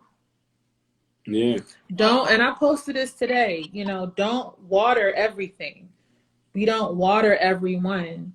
When you plant, if you look at horticulture, when you plant a seed, and you push it down into the ground and you give it that initial sprinkle of water, it has to break open in order to grow. And if a person is being watered by you, but they never break open, what would you do with that? You would pull that up because nothing's going to grow. So unless a man, is willing to be broken open to receive your water, I say you might want to pull up the root and plant somewhere else. Or wait until the ground is cultivated. Wait until you are on a fertile foundation, right? Because we don't want to sow seeds in vain either. And I found myself doing that a lot with different people, and so we have to learn how to water ourselves and pull back. And we got to be okay with the silence. I spent a lot of time trying to avoid the silence, and I avoided myself. So, those quiet moments are what we need. But I will land my plane. I don't know if anyone else wants to jump up here, but to Miss OG with the beautiful baby and Omi, we thank y'all so much for being brave enough to share, Parsi. I do have a question for you real quick. Yeah, shoot. So when you all found your union, was it immediately naturally comfortable, or was it uncomfortable to, I guess, face that reality? Mm-hmm. When we first met, that's such a good question. Yeah, well, you better answer it right too. I'm so excited to answer questions like that, because I know what being on the other side of being with somebody like that is, the confusion, the anxiety that I developed from dealing with people that had anxiety, sharing your body with people that, didn't necessarily value themselves. You find yourself taking on those characteristics because, the intercourse is an exchange of energy. And so for me, I knew, and it's so funny because the song by her, Uncomfortable, is one of my favorite songs. And I sent it to you. You were like, I really like this song. That's how you make me feel. And I was like, oh, he feels safe with me. I feel safe with him. Yeah. And I don't even like a lot of new artists, but I like that song. True. I'm an oldie, soul food, soul music type person. I don't even listen to a lot of new stuff. I stopped listening to rap in the late 90s, early 2000s. Yes, I wish you would play some other music too. But I play Marvin Gaye. You know what I'm saying? I'm a Marvin Gaye head all the way. That's all. Yeah, you too. But you got to do it for the 99 and the 2000s. Go ahead. Hey, shit, I'll be 43. Let me tell you something. I grew up on Biggie, Tupac, Nas, Jay-Z, Kool G Rap. I ain't even mad at you, but no, it was definitely an immediate soul level recognition. Because the way I left religion alone, and I was still kind of confused because my name is Hebrew. And I learned that, our oral story was my great-great-grandmother was Hebrew. She spoke Hebrew. And so I always felt... You started to notice that it's really might have been Yamasee. Yeah. So there's a lot of knowledge and wisdom and just, understanding that he had based on his studies that I actually was searching for way before I met him. So when I met him, I was like, damn, I feel like my grandfather is in the mix of it. It was very strange. I actually had a reading, and it wasn't with cards. This woman did a charm reading, and she dropped the charms on the table, and she said, you have a buck, you have a compass, and a feather. And she said, are you indigenous? Are you native? And I didn't know this woman from Adam. I'm like, yeah, but I don't know much about my great grandma who wore her regalia. She, we knew that on both sides we had that that oral, story passed down. And so, long story shorter, by the end of the reading, the woman was in tears, and she apologized to me. This was a Patuta, a white woman. She was like, I'm so sorry that,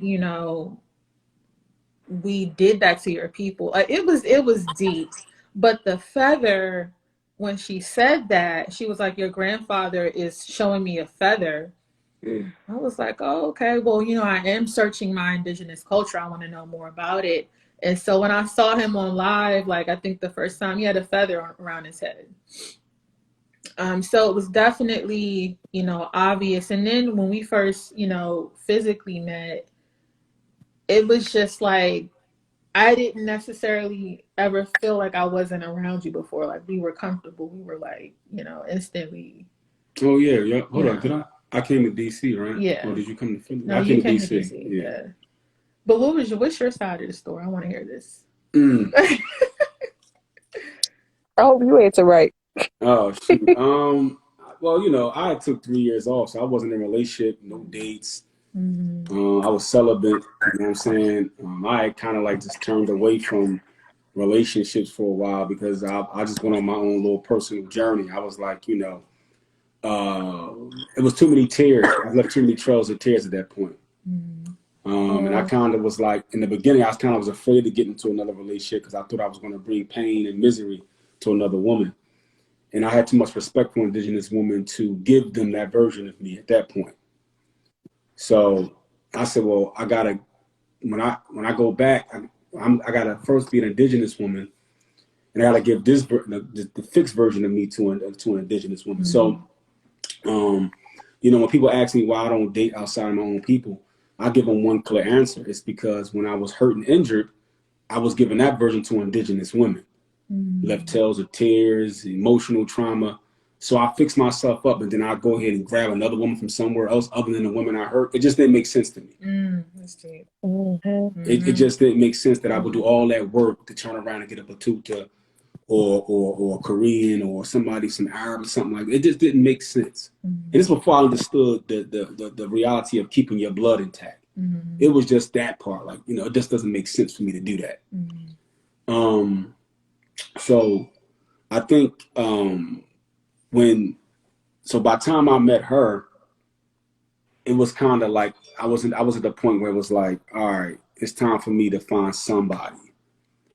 And I kind of was ready to find somebody. And when I saw her, I went on her page a couple of times. Oh, did you? I knew you was stalking. No, it wasn't. I don't even call it no stalking. I don't even go there. It wasn't about stalking nobody. It wasn't about stalking nobody. You know what I mean? I felt your energy. I knew you was. Yeah, but wasn't nobody stalking nobody. Okay, don't even go there. No, go ahead. All right, but anyway, before I tell you, so I went on a couple of times, checked her out. I was like, oh, all right. I said, all right, shorty kind of cute though. You know what I mean? So then I think, did you go reading for me? I saw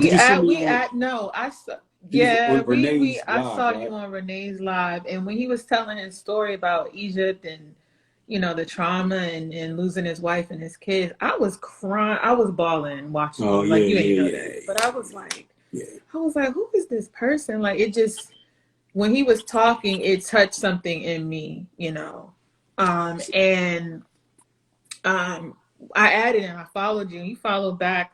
You know, you follow somebody, you see them, you're like, like, I feel like I'm going to know them, but I don't know why. I kept looking at them like, But I wasn't looking at them in that way. But yeah, you followed me and was stalking me. So. Nah, well, so I went on a page.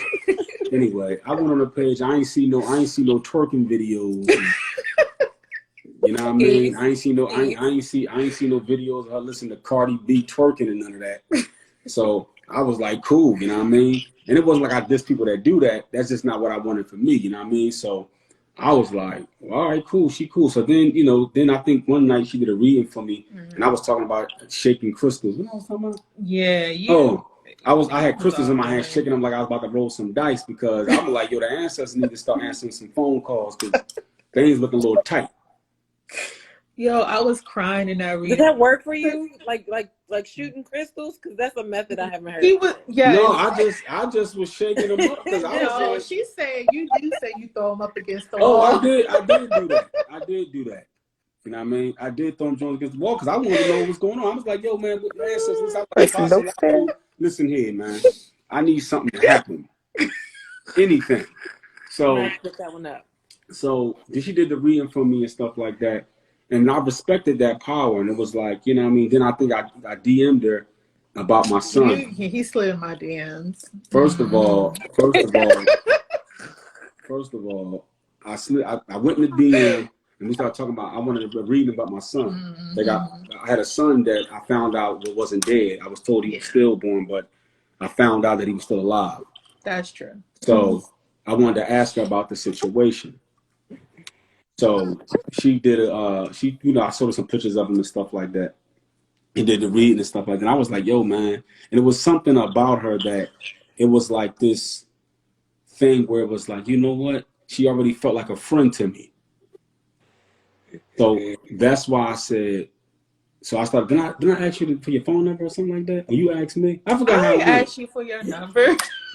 You started saying something about, can I please have your number? Something you was begging or something. I don't know what you did. For real. Yeah. I'll believe it. Yeah. No, when you build boundaries, you ain't asking for his number. So I basically, but ain't nothing wrong with that though. But I did. I think I asked you for your phone number. You was like, you can call me if you want. Because at that point, I had did his read, and I'm like, what? I'm used to men, men will say, oh, it's 11:11. Let me slide her DM so she'll think it's a connection. I'm used to that whole vibe, but it was that one. Well, you glad you gave me the number, ain't you? I'm very glad. Yeah, but yeah, we definitely were friends first. It was like, you was just a homie. It was cool. Yeah, you know what I'm saying? I keep it real. Like, that's what I do. Then when he came through and I saw him, I was like, okay. What was that?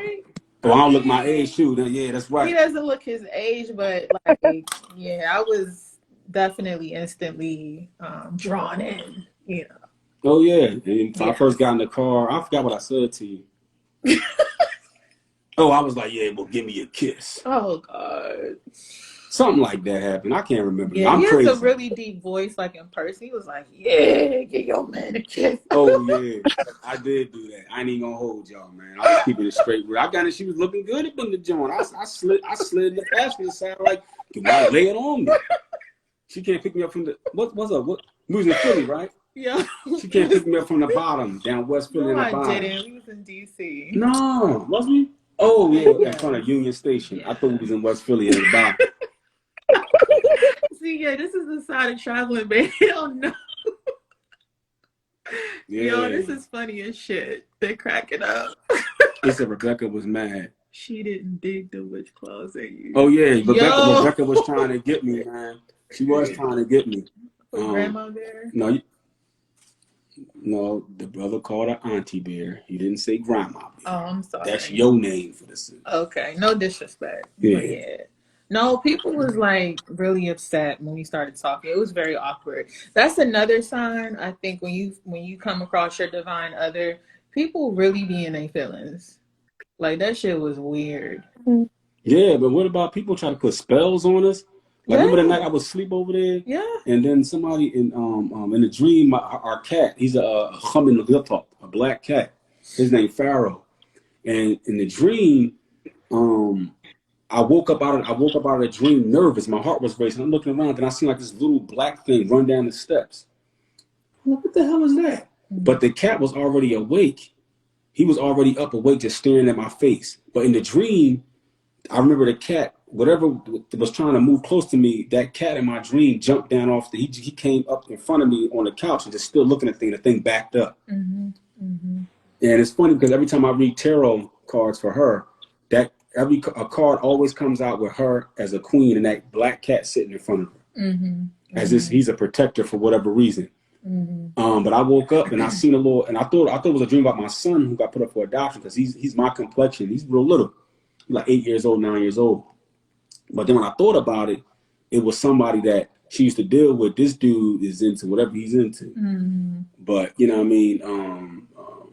Dude, I don't know what it was. The dream was crazy as hell. But you can tell somebody tried to put, because when we read the cards, it was like somebody tried to catch me in the dream world. And waking up, and when you're sleeping, waking up, somebody tried to catch me and trap me there, but they couldn't because that cat jumped right into the fray of things. Yeah, no, people really, and it's crazy because like, if you've been following me or engaging with me for any length of time, I'm psychic.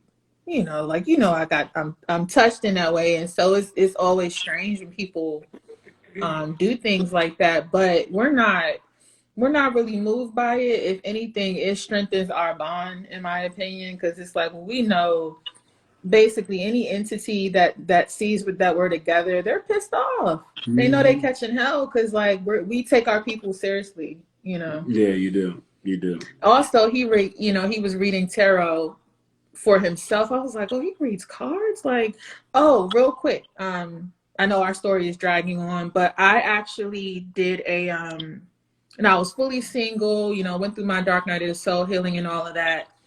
I did a cleansing ritual for me, for my heart space. And I used to have heart palpitations until you showed up. I never told you that, actually. Well, thanks for telling me now. Yeah. Appreciate it. But the brokenheartedness it started to affect my heart. And I remember sitting there writing a list of affirmations for the kind of partner that I wanted, because I had let go of this person that I just really thought was it. And when I tell you, everything on that list he embodies, and I mean every single thing. It was wild when I saw, I consider myself to be a master of manifestation. I teach on that. And so when he showed up, it was really easy to recognize who he was to me, So I think that's another thing I would say, get really clear about what you want in your partner. And it's not about making a list of, he got to be 6'2" and this and that. And you can do those things, but I think the intention of your heart align with your purpose really helps you to be clear on what it is you need, not necessarily money. So he showed up with all of those qualities, and then the cherry on top was all the personal stuff I wrote down that, So what? Anyway, yeah. I believe in affirmations. I believe in writing things down, and so. But hopefully that answers your question. So, all right, I'm gonna throw this out there to the sisters, man. If y'all want to answer it, like I said, what do you think that young Indigenous women? What would be your advice to young Indigenous women or Indigenous women in general? What's your advice to when would they know that they're healed as a woman? When do you know? Because I mean, like I said, when I say healed, I know that it's an ongoing journey, but we know we reach pinnacles of healing that we start to come above water and can live life in a peaceful manner. That's what I'm talking about. Healing is, you keep doing it, but there is a pinnacle of healing when you reach that pinnacle and you're like, wow, you breathe because you done beat a lot of the problems, right? And you beat these heavy problems. Now it's just you're focusing in on how to stay healed, right? So, what would be advice to women in general, Indigenous women, to know when? And this question, both of y'all both can answer it. You know what I mean? Your order you want. When would you know? Like, what was your personal event that you knew? Like, you know what? I've reached a nice pinnacle. I mean, Phoenix, you actually said it. Reciprocity.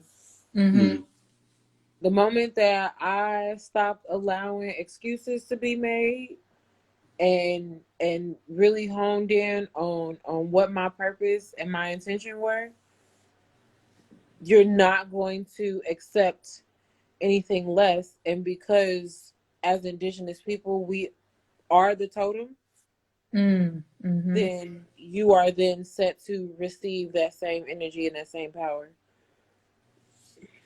Absolutely. There you go. Yeah, that's a good answer. You can't attract what you're not. That's a good answer. People have all these requirements that they don't meet for themselves, and I'm like, you need to erase that list. Like, the sister says, stay focused. I am the TZ Cox. Stay focused. Focus on what you want and don't get distracted.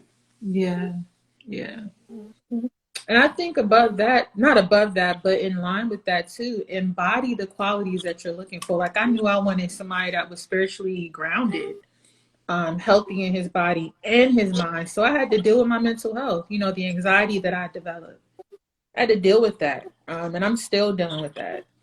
But, I wanted someone that could offer me what I was offering. So I had to be that. Exactly. So, Omi, you next up.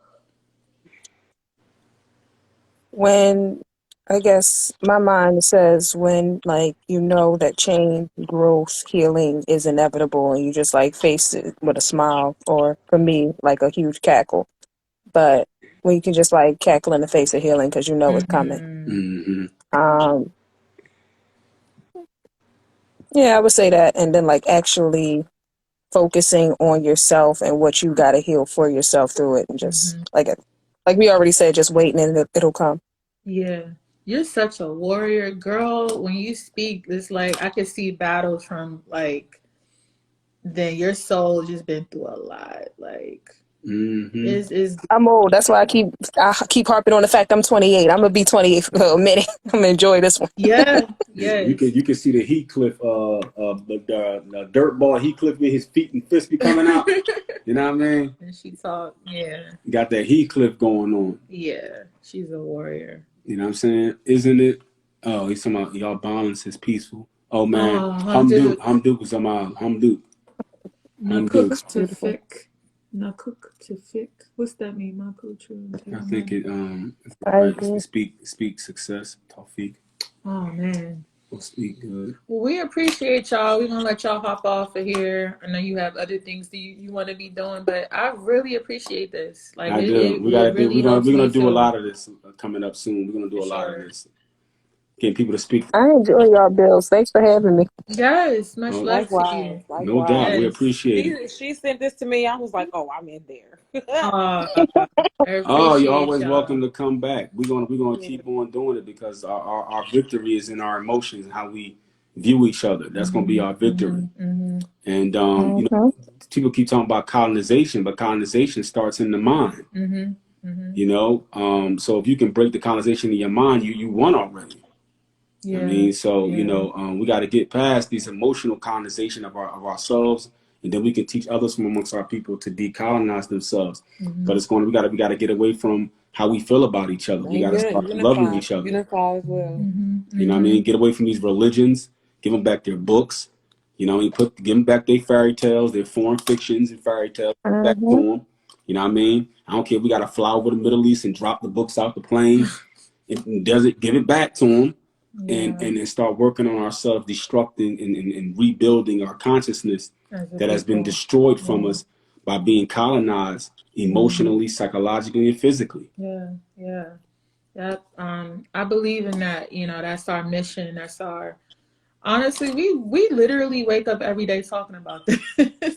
I just realized that there's not a day that goes by that we don't have conversations about what can we do or say to like encourage our people, love on our people. We really love y'all. Like that is genuine, you know. So when you see comments about him being too emotional or, you know, being too aggressive, and I don't know, anybody that led a revolt or a war without emotion doesn't work that way.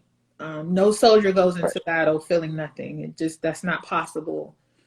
So I stand behind him. I stand beside him. You Yeah, not know, behind me. This ain't no Islam, sister. You know what I mean?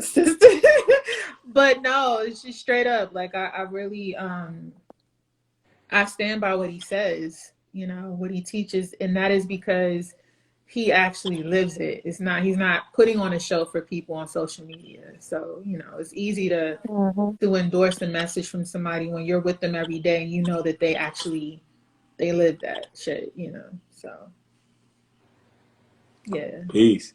I got taste for some oatmeal cookies. Okay. I'm gonna go ahead and sign out. Thank you. All right, y'all. We Appreciate appreciate you. y'all, man. Keep doing what y'all doing. It's definitely making outreach. Really appreciate We do. you We for that. appreciate y'all, man. You know what I'm saying? We do. Thank you. Good night, everybody. All right. Peace. Ucha, Harus wal Hayas, Nuk Ashad Amtkum, Nafur al Khurut. I love y'all, man. You know what I'm saying? I love you all. Have a great evening. Aneya Safar Dubba Shil Pajamasi Takwam, Karum and Atamaha. I'm traveling bed of the great and honorable Atamaha bloodline. We sincerely love you people. And come on and keep listening. And, you know, we're going to, you know, come back to your culture. Without your culture, you can't come back to your right state of mind. Period. You know what I'm saying? Yamasi Demam, Atamaha Demam, we Yamasi Atamaha bloodline. And we were the leaders, and we're gonna return back to being the leaders again. Harus will Hayaz. Right. Oh, we won't stop. No, No, we're we're not gonna gonna keep stop going. doing it. Definitely not. Definitely not. We appreciate y'all too. Y'all inspire us to keep doing it. So we appreciate you. All right, let me go ahead and close this out and save it. Mm-hmm.